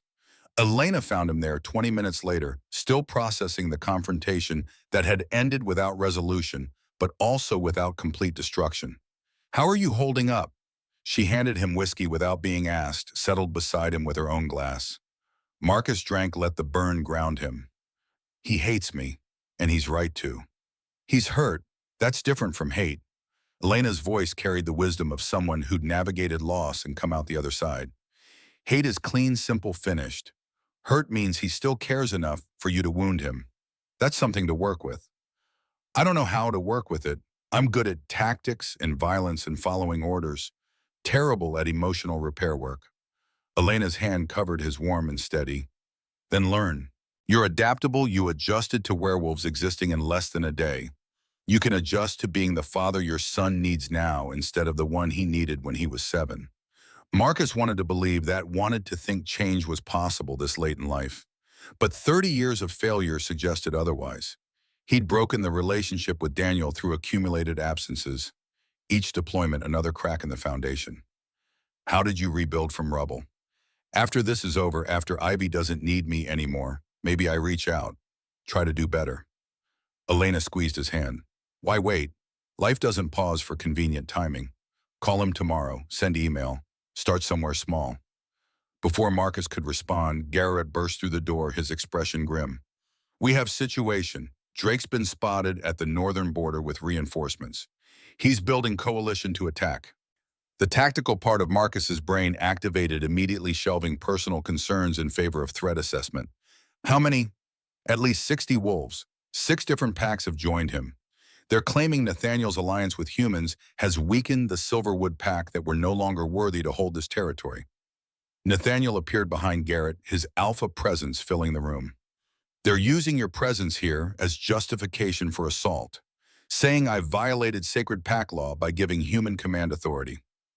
Marcus stood, moving to the map wall where topographical charts showed their territory and surrounding lands. How long before they attack? Best intelligence suggests 3 days. They're coordinating forces, planning strategy. Drake learned from Victor's failure he won't rush in. He'll plan it carefully. Then we have 3 days to make this estate into fortress they can't crack. Marcus studied the map's mind, already calculating fields of fire, choke points, defensive positions. We turn their strength against them, make them commit to frontal assault where we control terrain. Nathaniel moved to stand beside him. You sound confident for someone outnumbered 2 to 1. Numbers matter less than tactics in defensive operations. Thermopylae Rourke's Drift Bastonia history is full of smaller forces holding against larger ones through strategic positioning and discipline. Marcus tapped the map. We fortify here, here, and here, create overlapping kill zones. They'll have to come through narrow approaches where their numbers become liability instead of advantage. Garrett grinned, the expression all wolf despite his human face. I like how he thinks. The next 3 days blurred into continuous preparation. Marcus ran the pack through defensive drills, installed automated defenses that would slow attackers, created fallback positions with overlapping coverage. The werewolves resisted some tactics. Initially, pack instinct favored direct confrontation over calculated defense. But Nathaniel's backing, combined with Marcus's demonstrated competence in Shadow Valley, earned compliance.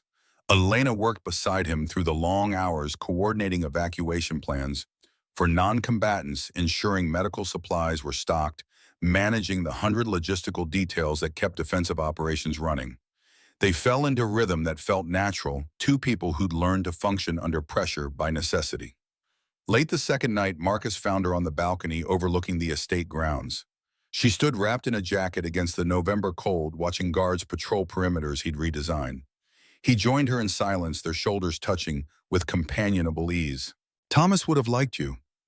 Elena's voice carried soft reflection. My husband. He respected competence and honor. You have both. I'm sorry I never met him. He died protecting Ivy. Fought off 4 wolves before they overwhelmed him. His last act was throwing her into the car and screaming at the driver to run. Elena's voice stayed steady, but her hands trembled. I've tried to honor his sacrifice by keeping her safe, but I failed when Drake took her. Marcus turned to face her directly. You didn't fail. You were at the estate doing your job. Thomas made his choice as warrior. That's not your fault. Logically, I know that. Emotionally, she trailed off, stared at the forest. I keep thinking I should have been there. Should have died beside him instead of being safe behind walls. Survivor's guilt is luxury soldiers can't afford. Marcus kept his voice gentle but firm. You survived. That means you honor him by living well, by protecting what he died for. Ivy's alive because you didn't give up. That's the only legacy that matters. Elena leaned into him, her head resting on his shoulder with weight that felt like trust and invitation combined. Marcus put his arm around her automatically, offering warmth against the cold and comfort against the grief. When this is over, Elena started. When this is over, we'll talk about whatever this is. Marcus finished. But right now, I need to focus on keeping everyone alive. Can't afford distraction. Is that what I am, distraction? He pulled back enough to look at her face, saw the vulnerability she usually hid behind competence. You're the first person since Sarah died who makes me think about future instead of just surviving present. But I can't let that compromise tactical decisions. After Drake's handled, we'll figure out what comes next. Elena nodded, understanding, kissed his cheek with tenderness that made his chest ache. After Drake, I'll hold you to that. The attack came at midnight on the 3rd day, exactly when Marcus predicted based on werewolf preference for darkness and full moon advantage. Perimeter alarms triggered first, followed by explosions at the southern wall that signaled Drake had learned human tactics. 60 wolves poured through the breach, organized into coordinated assault groups that showed planning Marcus hadn't expected. He coordinated defense from the command center, radio traffic flowing through him like blood.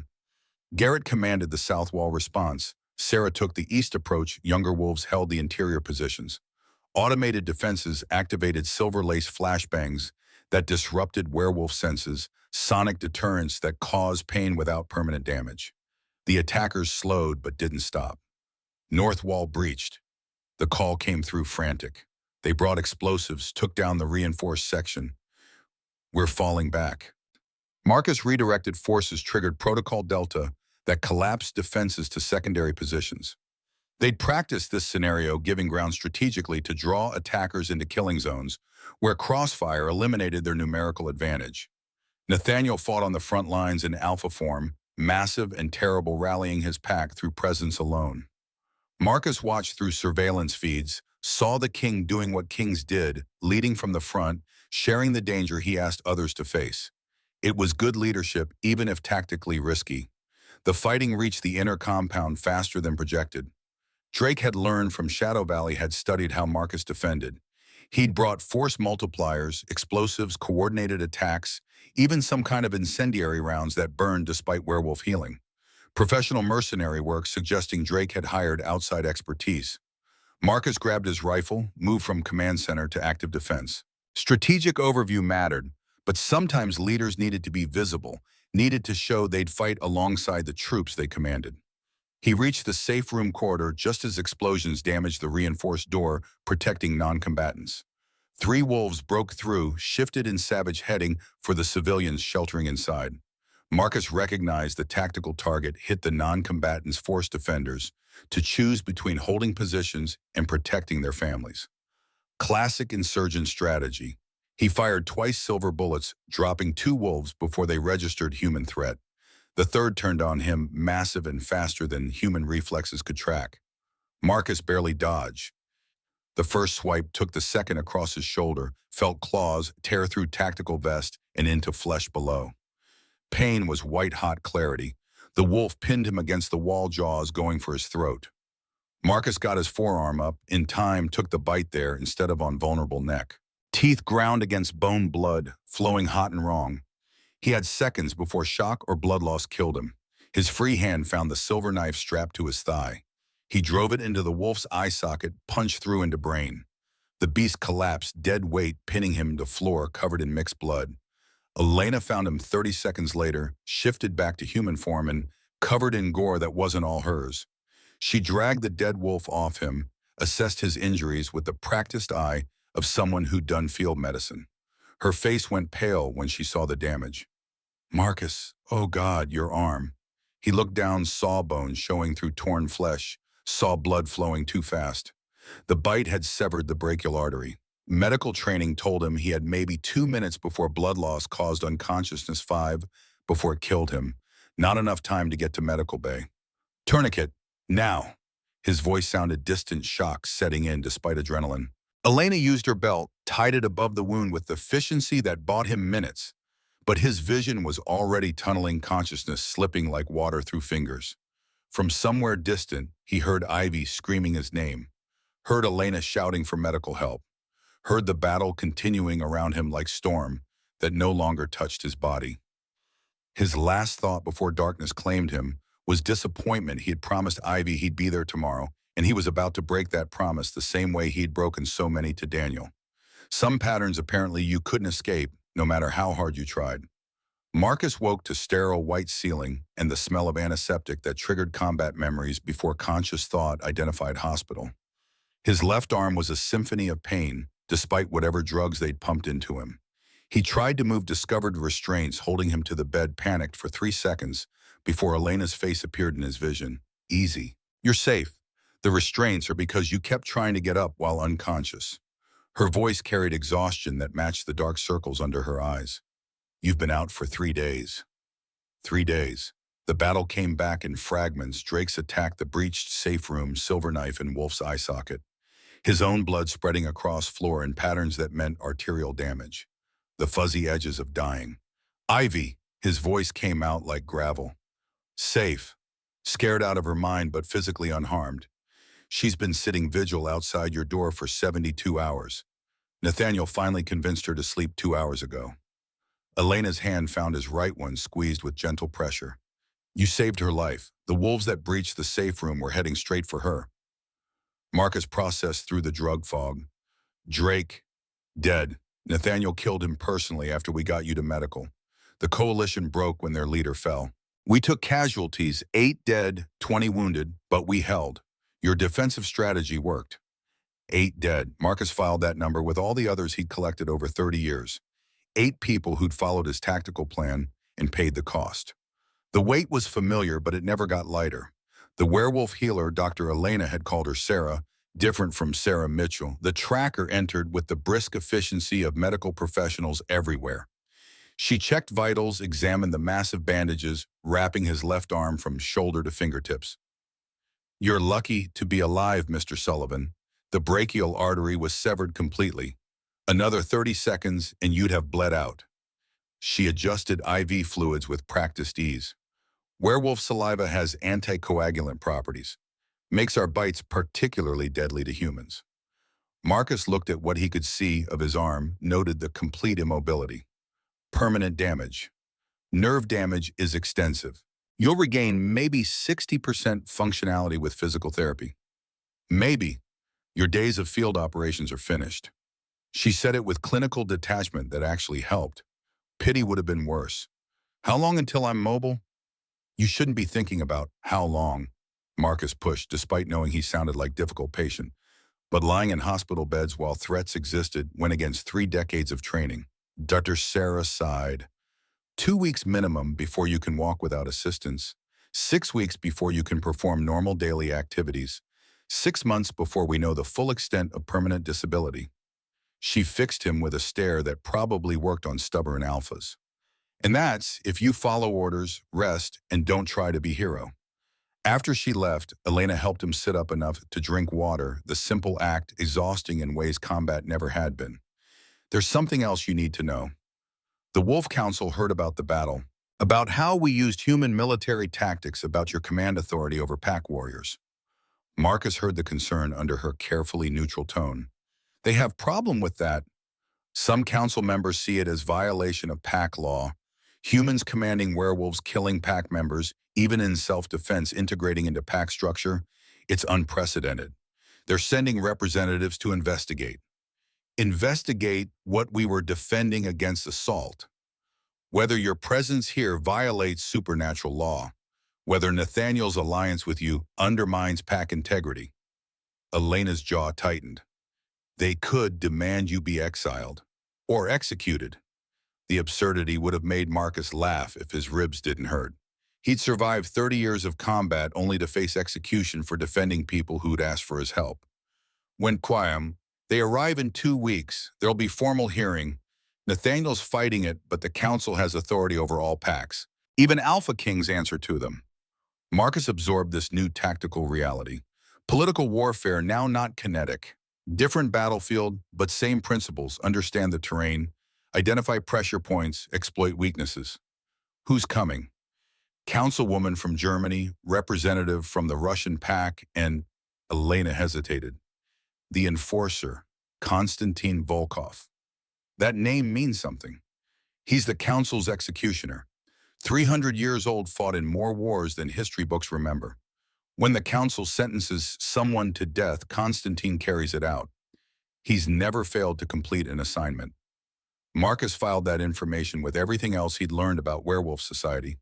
So we have 2 weeks to prepare defense. I'll need to review pack law precedents, understand the political dynamics. You need to recover. Elena's voice went firm. Let Nathaniel and the council worry about politics. Your job is healing. But healing felt like surrender when threats circled. Marcus had spent his adult life solving problems through action. Lying in bed while others handled danger went against every instinct. He must have shown that in his expression because Elena's face softened into something between exasperation and affection. Stubborn man, you nearly died saving my charge. Let someone else handle the fight this time. Before Marcus could argue, the door opened, and Ivy appeared, small face enormous with hope and fear. She stopped when she saw him, awake, burst into tears, then launched herself toward the bed before Elena could stop her. Marcus caught her with his good arm, ignored the pain that movement triggered, held her while she sobbed into his chest. You promised you wouldn't leave. You promised you'd be here. Accusations between sobs. I'm here. Still here. Takes more than wolf bite to kill an old seal. She pulled back enough to glare at him through tears. Don't joke. I heard Dr. Sarah say you almost died, that your heart stopped twice. Marcus hadn't known that detail, filed it with other close calls that littered his career. But I didn't die, I'm right here. Because Elena saved you, she gave you her blood. Ivy said it like confession. Marcus looked at Elena sharply. Werewolf blood is toxic to humans. Elena's expression confirmed the truth. In large quantities, yes, but small amounts can accelerate healing help with blood loss. It was calculated risk. You could have killed me. You were dying anyway. I took the option that gave you chance. No apology in her voice, just pragmatic assessment. She'd gambled on his life and won. Nathaniel entered behind Ivy, his alpha presence subdued but still palpable. He looked older than he had before the battle, new lines carved around his eyes. Leadership cost, especially when people died under your command. Marcus recognized that burden intimately. Mr. Sullivan, I'm glad you're awake. We have much to discuss regarding the council. Marcus shifted Ivy to his good side, kept his arm around her. Elena briefed me. 2 weeks until they arrive. Yes, and they're not coming to investigate. They're coming to judge. The decision's already made. Several council members want you exiled or dead as message to other packs. They see our alliance as weakness that must be corrected. What's the play? Nathaniel moved closer, lowered his voice, though pack members outside would hear regardless. There's an old tradition, blood adoption. It makes non-wolves into pack family, gives them legal protection under pack law. Marcus had heard Elena mention this before in passing. How does it work? Ritual bonding with Alpha's blood. It creates spiritual connection that the council has to recognize. If you're formally adopted into Blackwood Pack, they can't execute you without challenging my authority as Alpha. Nathaniel paused. But it requires pack acceptance. Majority vote. And it's permanent once bonded, you're pack for life. No going back to being fully human. What does that mean practically? Elena answered. You'll feel pack emotions faintly. Sense when pack members are in danger or distress. It's not telepathy, just awareness. And your scent changes, you'll smell like Blackwood pack to other werewolves. Mark you as belonging. Belonging. Marcus turned the word over, examining it from angles. He'd belonged to the Navy to SEAL Team 6, to squad brothers who died in deserts and jungles.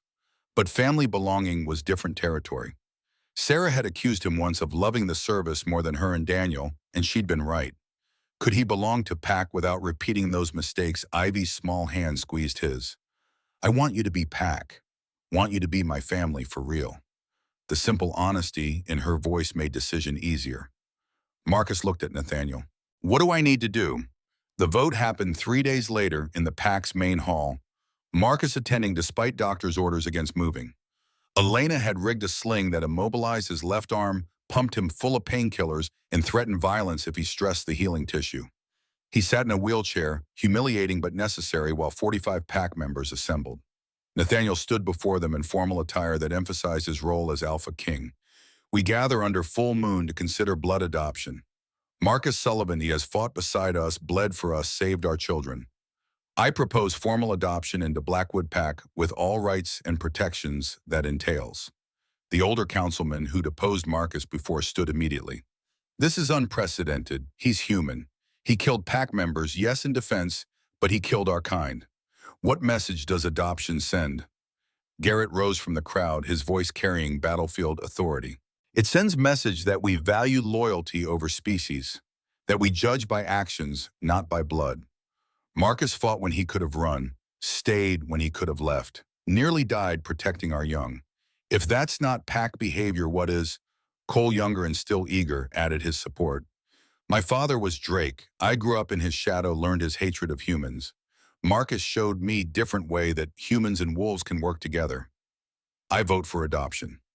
Sarah Mitchell spoke next, her tracker's calm lending weight. I've walked territory with him, watched him adapt to our world, respect our ways, while keeping his own honor. He's earned place among us. The debate continued, voices mixing support and opposition in political dance Marcus recognized from military command structures. Some feared the council's reaction. Others worried about precedent. Most acknowledged his competence, but questioned whether that justified breaking tradition. Ivy stood without prompting, her 7-year-old voice cutting through adult conversation. Marcus is my family already. He keeps me safe, tells me stories, checks the locks every night. He promised to stay, and he kept his promise even when it hurt. That's what Pack does. That's what family means. The hall went silent. Children didn't speak in Pack Council, but Ivy was alpha heir. Her words carried weight beyond her years. Nathaniel let the silence stretch, let her testimony land before calling the vote. All in favor of Marcus Sullivan's adoption into Blackwood Pack. Hands rose across the hall. Marcus counted automatically 38 out of 45, more than required majority. The 7 opposition were older traditionalists who'd probably never accept human integration. But 38 was enough. Nathaniel's expression showed relief and satisfaction. Motion carries. We performed the ritual at moonrise. The adoption ceremony happened in the clearing where Pack gathered for transformations and celebrations.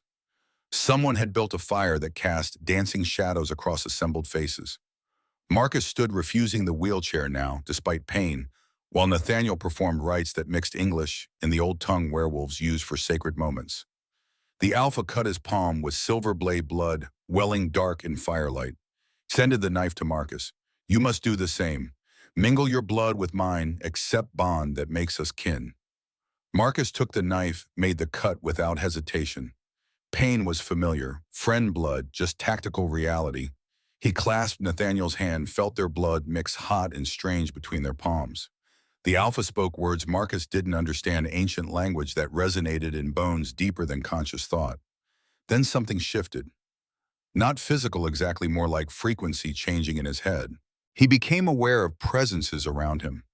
Not thoughts, but emotional echoes. Could sense Ivy's excitement, Elena's cautious hope, Garrett's approval, the general Pack bond that hummed beneath everything like electrical current. Nathaniel released his hand, turned to address the pack. Witness this adoption. Marcus Sullivan is now Blackwood Pack. My brother in all but blood origin. Any who challenge him, challenge me. The pack howled, voices rising in harmony that shouldn't have been possible with human throats. Marcus felt the sound resonate in his chest, that new awareness, letting him perceive the pack bond thrumming through the chorus. He was part of something larger now, connected in ways he'd never experienced even in the military. Elena appeared beside him as the ceremony concluded, her smile warm in the firelight. How do you feel? Strange, like I can sense everyone around me.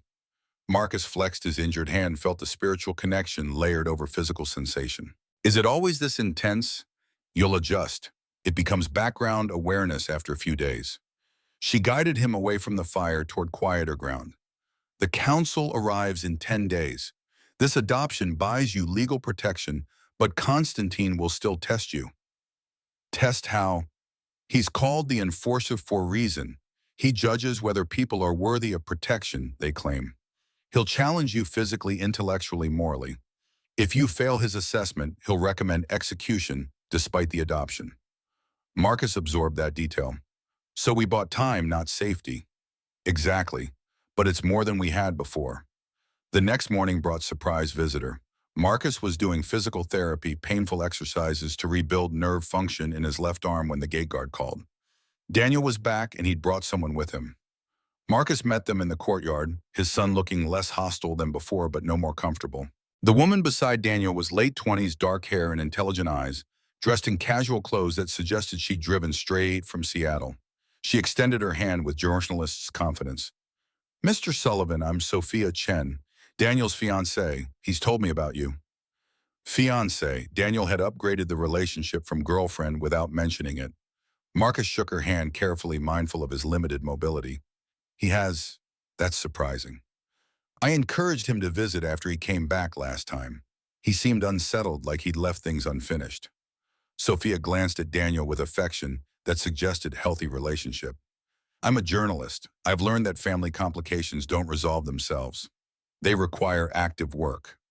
Daniel shifted uncomfortably. Sophia wanted to meet you, said it was important before we set a wedding date. His tone suggested this wasn't entirely his idea, but he'd agreed anyway. Marcus gestured toward the building. Come inside. I'll introduce you to Elena and Ivy, show you around. He paused. Fair warning, this place isn't normal. If Daniel told you about werewolves, he wasn't exaggerating. Sophia's eyes lit with professional interest. He did. I didn't entirely believe him until I saw those guards. The way they move isn't quite human. They spent the afternoon in careful conversation, Marcus answering Sophia's questions about his work here, while Daniel watched with expression that cycled between skepticism and grudging interest. Ivy bonded with Sophia immediately, showing off her drawings and talking about Marcus's stories. Elena charmed them both with hospitality and diplomatic skill. After Ivy left to play, Daniel spoke directly for first time. You're different here. More present, more engaged. He struggled with the words. The way you are with Ivy, that's who I needed when I was her age. Marcus couldn't deny it. I know. I'm sorry I couldn't be that for you then. Why now? Daniel's voice carried genuine confusion rather than anger. What makes her different? The question deserved honest answer. Marcus thought carefully before responding. Nothing makes her different. She needed help, and I was capable of providing it. Simple as that. But maybe, he paused, looking for truth. Maybe watching her heal from trauma showed me what I missed with you. Made me face what I'd failed to do. So she's your redemption project. Daniel's tone went sharp. No, she's a child who needed protection and consistency. I gave her what I had to offer. But being here, seeing what she needed, made me realize I could have done the same for you if I'd prioritized differently. That's not her fault or yours, it's mine. Sophia spoke up, her voice gentle but firm. Daniel, your father, is telling you he was wrong, that he sees it now. Isn't that what you wanted to hear? Daniel stood paced to the window, same gesture Marcus recognized from their last visit. I wanted to hear it 20 years ago, wanted him to choose me over the next mission, but he never did. Marcus rose despite the pain, crossed to stand beside his son. You're right, I made those choices and I can't unmake them, but I'm making different choices now. I'm staying here working for Nathaniel, being present for Ivy and Elena. And if you'll let me, I'll be present for you too. Show up for your wedding. Meet your friends. Actually be your father instead of just the man whose DNA you carry. Daniel turned eyes wet but holding back tears the way Marcus had taught him men should. You mean that you'll actually show up? I promise. And unlike before, I'm in position to keep that promise. I'm not deploying anywhere. I'm here. Something in Daniel's expression cracked 32 years of resentment, meeting the possibility of repair. I want to believe you, but you've broken promises before. I have, many times. So don't believe my words, hold me accountable to actions. Give me a chance to prove it through behavior, not rhetoric. Sophia moved beside Daniel, her hand finding his. That's fair, isn't it? Let him show you through consistency. Daniel nodded slowly, some internal barrier lowering fractionally. Okay, we're getting married next June, in Seattle. It's going to be a big wedding because Sophia's family is huge. Will you be there? Front row, wouldn't miss it. And you'll meet my friends beforehand. Actually get to know them. Tell me when and where, I'll be there. The hug happened awkwardly. Two men who'd forgotten how to embrace without combat between them. But Daniel's arms wrapped tight despite the stiffness, and Marcus held on with his good arm, feeling pieces of broken relationship begin to knit. After they left, Elena found Marcus on the balcony. That looked positive. It's a start, not forgiveness, but willingness to try. That's more than I had before. Progress. She leaned against the railing beside him. Speaking of progress, Constantine arrives tomorrow. He's coming early to assess you before the formal council hearing. Marcus's tactical mind activated. Tell me about him. 300 years old, maybe more. He was soldier in Tsarist Russia, fought in World War I, survived Stalin's purges, participated in World War II. The council recruited him because he's nearly impossible to kill and completely loyal to werewolf law. He doesn't judge based on politics or prejudice, only on whether someone honors the code. What's the code? Protect the pack, respect the hierarchy, never endanger the species. Everything else is negotiable. Elena's voice carried respect, tinged with fear. He's killed 40 werewolves for council violations over 3 centuries. He won't hesitate to kill you if he judges you unworthy of protection. Then I need to convince him I'm worthy. The helicopter arrived at dawn, matte black, without markings, military precision, in how it settled onto the landing pad. The figure who emerged was tall, 6'4", similar height to Nathaniel, with silver blonde hair and eyes that looked pale even from distance. He wore black tactical clothing that showed weapon loadout, moved with Predator's grace that made pack guards instinctively defer. Marcus waited in the courtyard, refusing to show weakness despite his arm still being in sling. First impressions mattered in combat and politics both. Constantine approached with assessment written in every line of his body, cataloging Marcus's injuries, stance, readiness level. Marcus Sullivan, the human who thinks he is pack. Constantine's voice carried Russian accent, smoothed by centuries but still present. His pale eyes almost colorless, fixed on Marcus with uncomfortable intensity. I am Konstantin Volkov. I enforce council law. You will answer my questions honestly, or I will know. Ask your questions. Why do you kill werewolves? You have killed 14 by my count. Victor's guards, Drake's soldiers, others during battles. Why, Mom? Marcus met the ancient werewolf's gaze without flinching. Because they were trying to kill me or people I was protecting. Self-defense and defense of others. No other reason. You feel no guilt for these deaths. I feel appropriate way, but guilt would be inappropriate. They chose violence. I responded with necessary force. That's not murder. That's survival. Constantine's expression didn't change, but something flickered in those pale eyes. You truly believe you belong to pack.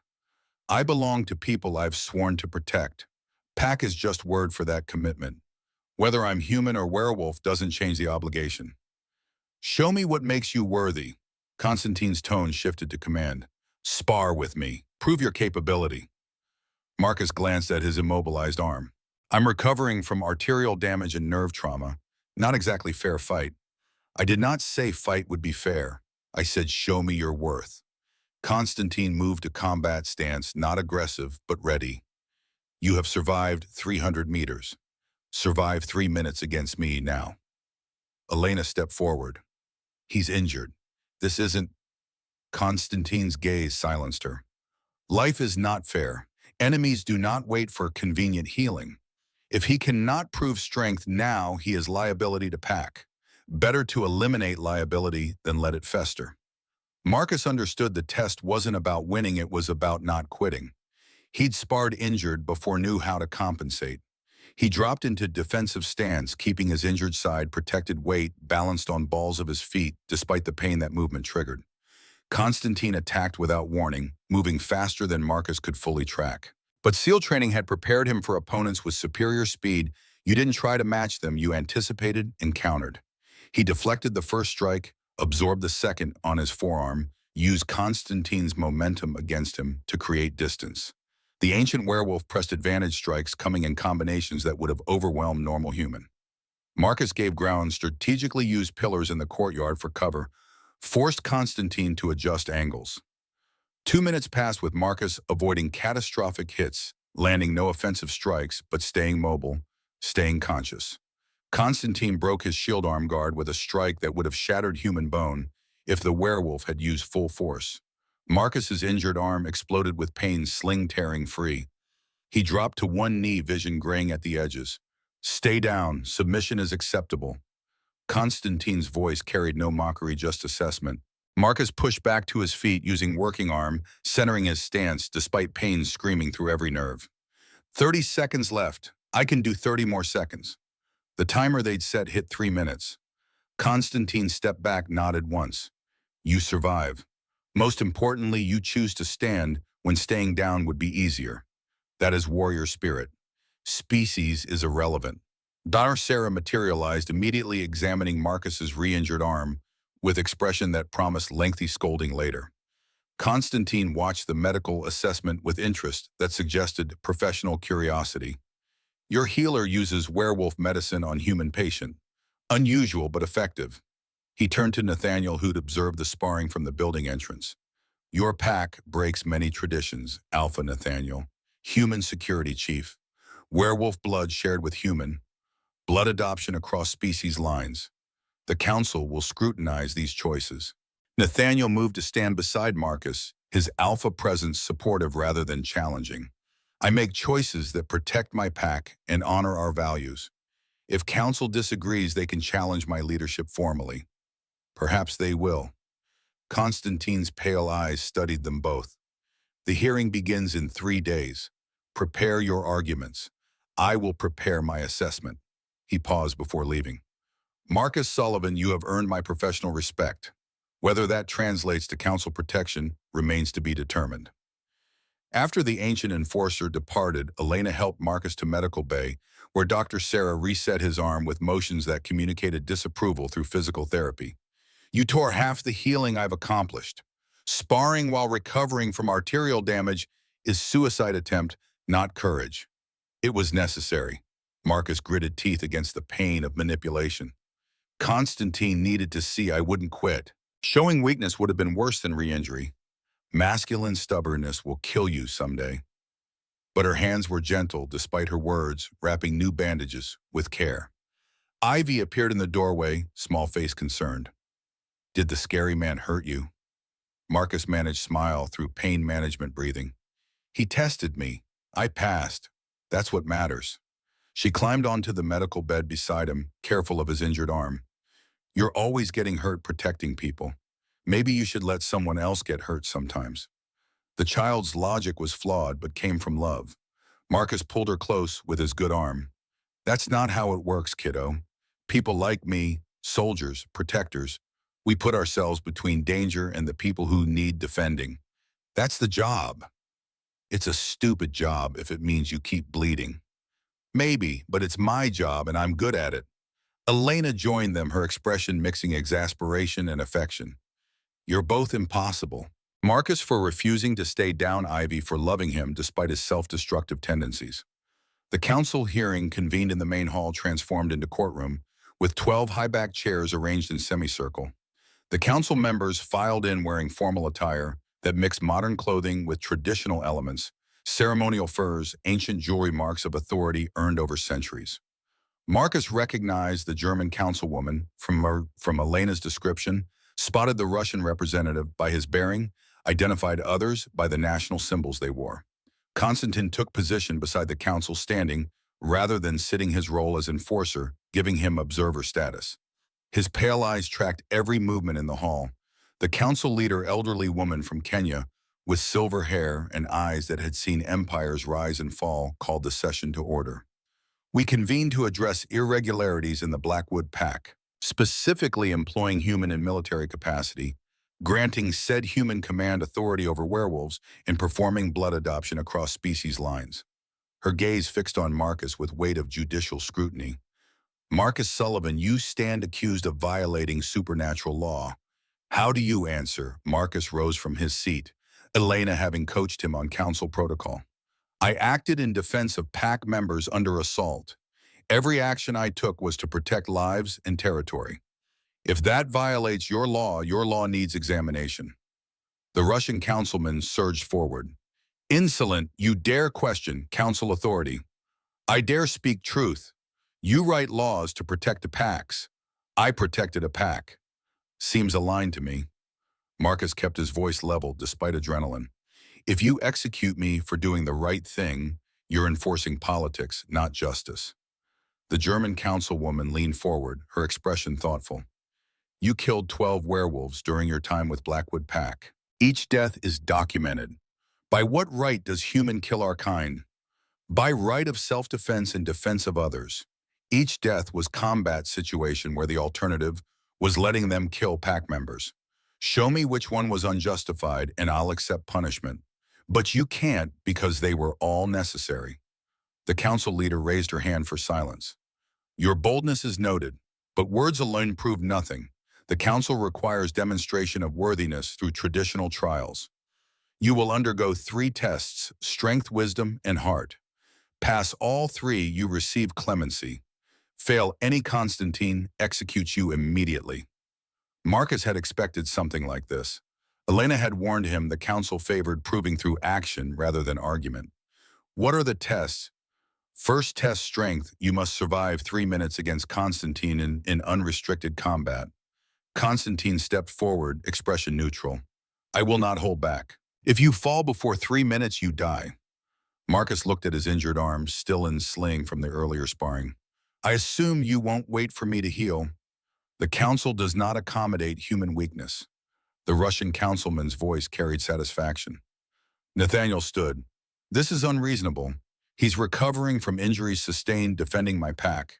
Give him time to heal. The council leader shook her head.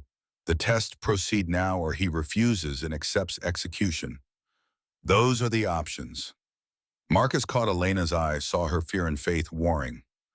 Caught Ivy's expression, her trust that he'd find a way through impossible situations. Caught Daniel in the audience, his son had stayed to witness the hearing, face tight with concern. He removed the sling despite Dr. Sarah's sharp protest, tested his left arm's mobility. Limited range pain with every movement, grip strength, maybe 30%. But 3 minutes wasn't about winning, just surviving. I accept. They cleared the hall's center, pack members pressing against walls to create makeshift arena. Konstantin shifted to wolf form, massive silver-gray beast that radiated ancient power. Marcus pulled the silver knife from his belt, his only weapon against supernatural predator. The timer started. Konstantin attacked immediately, testing Marcus's injured side. Marcus twisted, took the claw swipe on his tactical vest, rather than flesh, used the wolf's momentum to create separation. He couldn't match speed or strength, so he relied on tactical thinking, using furniture as obstacles, forcing Konstantin to adjust angles, creating moments where size became liability. 1 minute passed. Marcus was already breathing hard, pain from his arms spreading through shoulder and chest. Konstantin's next rush took him by surprise, jaws closing on his left forearm, the injured one with pressure that made bone grind. Marcus screamed, drove his knife into the wolf's shoulder, silver burning through fur. Konstantin released, bounded back, respect in those pale wolf eyes. They circled Marcus, cradling his re-injured arm, blood seeping through the bandages. 2 minutes, just 60 more seconds. The wolf attacked from his blind spot, took him down, massive weight pinning him to floor. Jaws descended toward his throat. Marcus got his forearm up in time, taking the bite there instead of on vulnerable neck. Teeth ground bone, agony whiting out thought. But he could see the timer from floor position. 40 seconds. He endured, refused to tap out, let Constantine's jaws crush his arm, because the alternative was dying right now instead of in 40 seconds. Maybe pain would trigger shock unconsciousness, merciful oblivion. The timer hit 3 minutes. Constantine released immediately, shifted back to human form blood, Marcus's blood covering his mouth. You survive. More importantly, you endure what most could not. Pain tolerance and refusal to quit are worthy of respect. Sarah descended with fury written across her face, injecting Marcus with something that dulled pain's edges. If you weren't already injured, I'd break your other arm myself for sheer stupidity. The German councilwoman stood. Strength test passed, but barely. You have minutes to prepare for wisdom test. Marcus struggled to sitting position, his left arm now completely useless.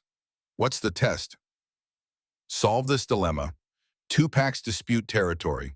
Pack Greybark has occupied the land for 5 generations. Pack Ironwood is larger, stronger, claims they need the resources. Both have legitimate claims under our law. How do you judge Marcus's mind working through pain fog, applying tactical thinking to political problem? What do they use the territory for? Both hunt there, both claim ancestral connection. Then divide it temporally, not spatially. Greybark hunts dawn and dusk when game is most active. They've hunted their longest, they get prime times. Ironwood hunts midday and night when their larger numbers can cover more ground. Both get access, neither is displaced. Ancestral connections are honored through time rather than space. The council members exchanged glances. The Kenyan leader spoke. Creative solution, but it requires cooperation. What if they refuse to share? Then they're not fighting over territory, they're fighting over pride. And pride isn't worth bloodshed. Force them to choose compromise or lose the territory entirely to neutral pack, who will share it properly. Give them incentive to cooperate. The Russian councilman frowned but couldn't argue with the logic. The German councilwoman nodded slowly. Wisdom test passed. You think laterally find solutions we might miss. That is valuable. She paused. Final test hard. This is most critical. The council leader stood, her voice carrying grave authority. You must choose. The council will pardon you and grant full protection. But we will exile Alpha Nathaniel for breaking our laws by hiring you. He loses his position, his pack, everything he's built. Gasps echoed through the hall. Nathaniel moved forward. You cannot, or, the council leader continued, we execute you immediately, and Nathaniel remains Alpha with full authority. Choose. Impossible choice. Marcus looked at Nathaniel, saw the Alpha's face cycle through horror and resignation. Looked at Elena, her hand covering her mouth. Looked at Ivy, tears streaming down her small face. Looked at Daniel, his son frozen in the audience. Every tactical instinct screamed to find the third option, the way out that preserved everyone. But sometimes tactics failed. Sometimes the only choices were bad and worse. Execute me.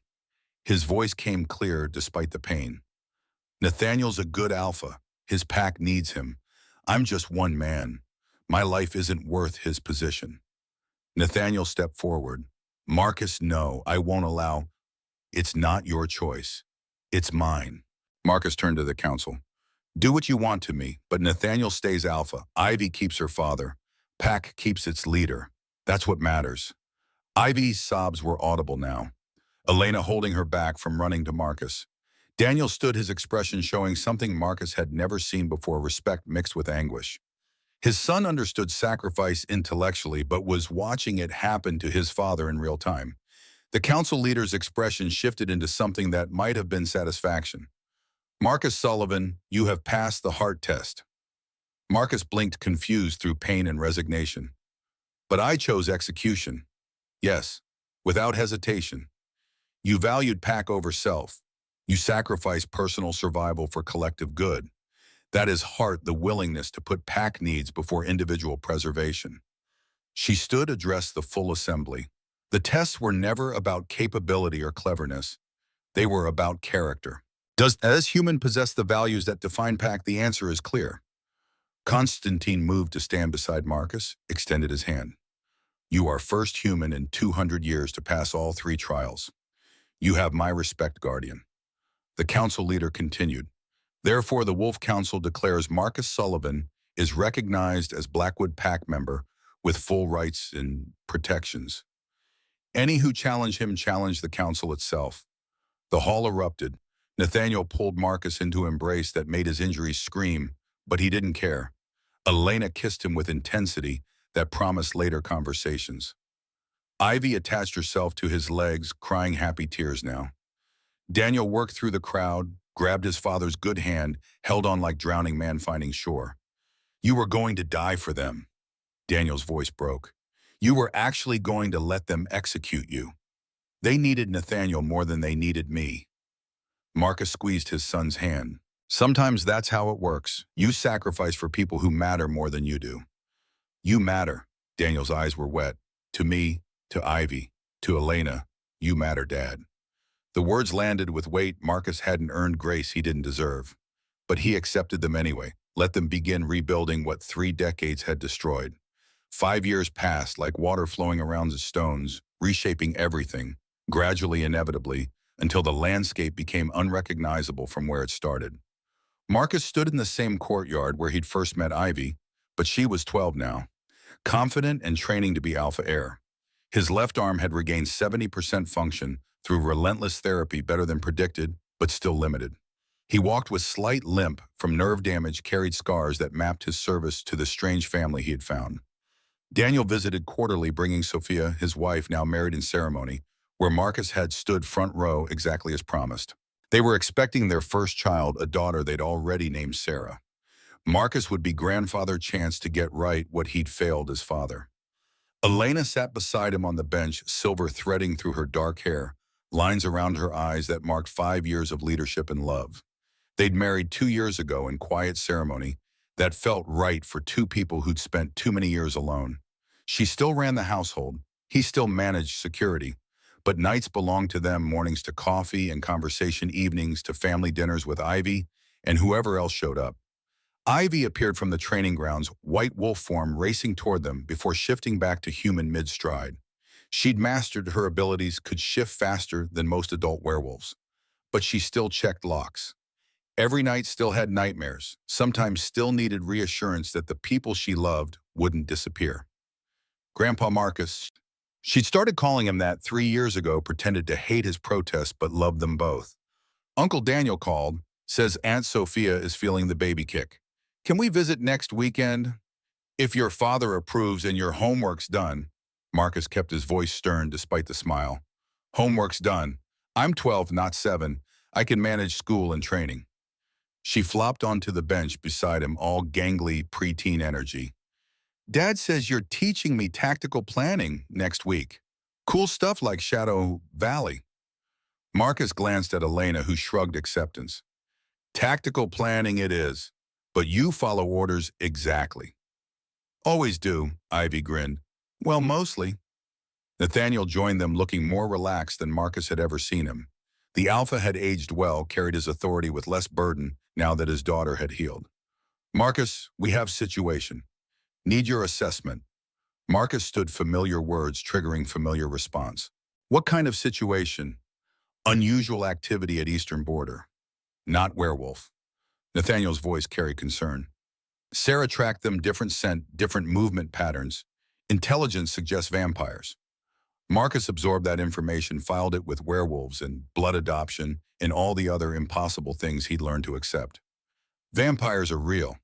Unfortunately, they've avoided our territory for decades, maintain uneasy truce, but they were moving closer to now testing boundaries. Nathaniel pulled out a map. We need to determine if it's reconnaissance or aggression. Your expertise would help. Ivy bounced up eagerly. I want to help. I'm trained now. I can track. Marcus looked at her, saw 7-year-old girl who'd hidden in a cave and 12-year-old warrior in training simultaneously. You're too young. You were on missions at 17, Uncle Daniel told me. She crossed her arms, stubborn, as both her parents combined. Nathaniel considered. She has a point. She's alpha heir. She needs to learn threat assessment under strict supervision. Marcus wanted to argue, protect her from danger, keep her safe behind walls. But that wasn't how you raised warriors or leaders. You taught them, trained them, trusted them with graduated responsibility. Fine, but you follow my orders exactly. No improvisation, no heroics. Deal. Ivy hugged him quickly, then ran off to tell her friends about the vampire investigation. Elena's hand found his. She's growing up. Too fast. Marcus watched Ivy disappear into the building.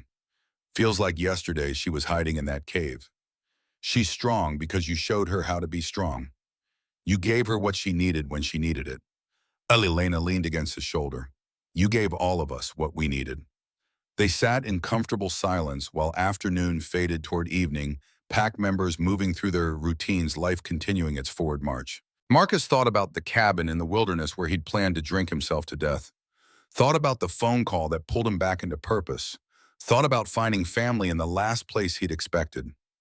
His thoughts were interrupted by howl from the forest pack. Wolves running, communicating through sounds that still thrilled despite 5 years of familiarity. He felt the pack bond humming in his chest, awareness that everyone was safe, secure together. Elena shifted to look at him directly. Any regrets about staying, about joining pack, about this life? Marcus considered the question honestly. His body carried more scars than before. His career as soldier had ended. He'd traded isolation for belonging, simplicity for complexity, independence for family obligation. But he'd also found purpose beyond surviving, had helped heal a broken child, had rebuilt relationship with his son, had loved again when he thought that capacity had died with Sarah. No regrets. He pulled Elena closer. This is exactly where I'm supposed to be. Night fell over Blackwood Estate, Montana, stars emerging in vast display that city dwellers never saw. Inside the main building, lights warmed windows where family gathered, Ivy doing homework, Nathaniel reviewing territory maps, Elena coordinating tomorrow's schedules, Marcus planning the vampire investigation while thinking about grandchildren and second chances. He was 63 years old, scarred and damaged, and carrying weight of decisions he couldn't unmake. But he was also pack guardian husband, father rebuilding bridges, surrogate grandfather to girl who taught him that purpose could be found in protecting others, even when protecting yourself seemed impossible. The silver wolf on his adoption medallion caught lamplight as he moved. Symbol of belonging he'd earned through blood and choice, through staying when leaving would have been easier, through learning that family was something you built through loyalty rather than inherited through genetics. Outside, wolves howled to the moon. Marcus listened to pack song and felt it resonate in bones that had learned new frequencies. He'd spent 30 years as soldier protecting strangers from distant threats. Now he protected family from close ones, which somehow mattered more. Daniel's text came through. Baby kicked again. Sophia says, hi. See you next weekend, Dad. Dad. The word still felt foreign and precious grace he was learning to accept. Marcus typed back, wouldn't miss it. Love you both. He sent the message and went to check locks with Ivy, their nightly ritual that had survived 5 years. Some patterns you kept because they mattered, because consistency was its own kind of love, because showing up every day built trust that words alone never could. In the end, that's what guardianship meant. Not grand gestures or heroic sacrifices, though those had their place, but the daily choice to be present, to keep promises, to check locks with children who needed routine more than miracles. Marcus Sullivan had spent a lifetime learning that lesson the hard way, but he'd learned it finally, and that made all the difference.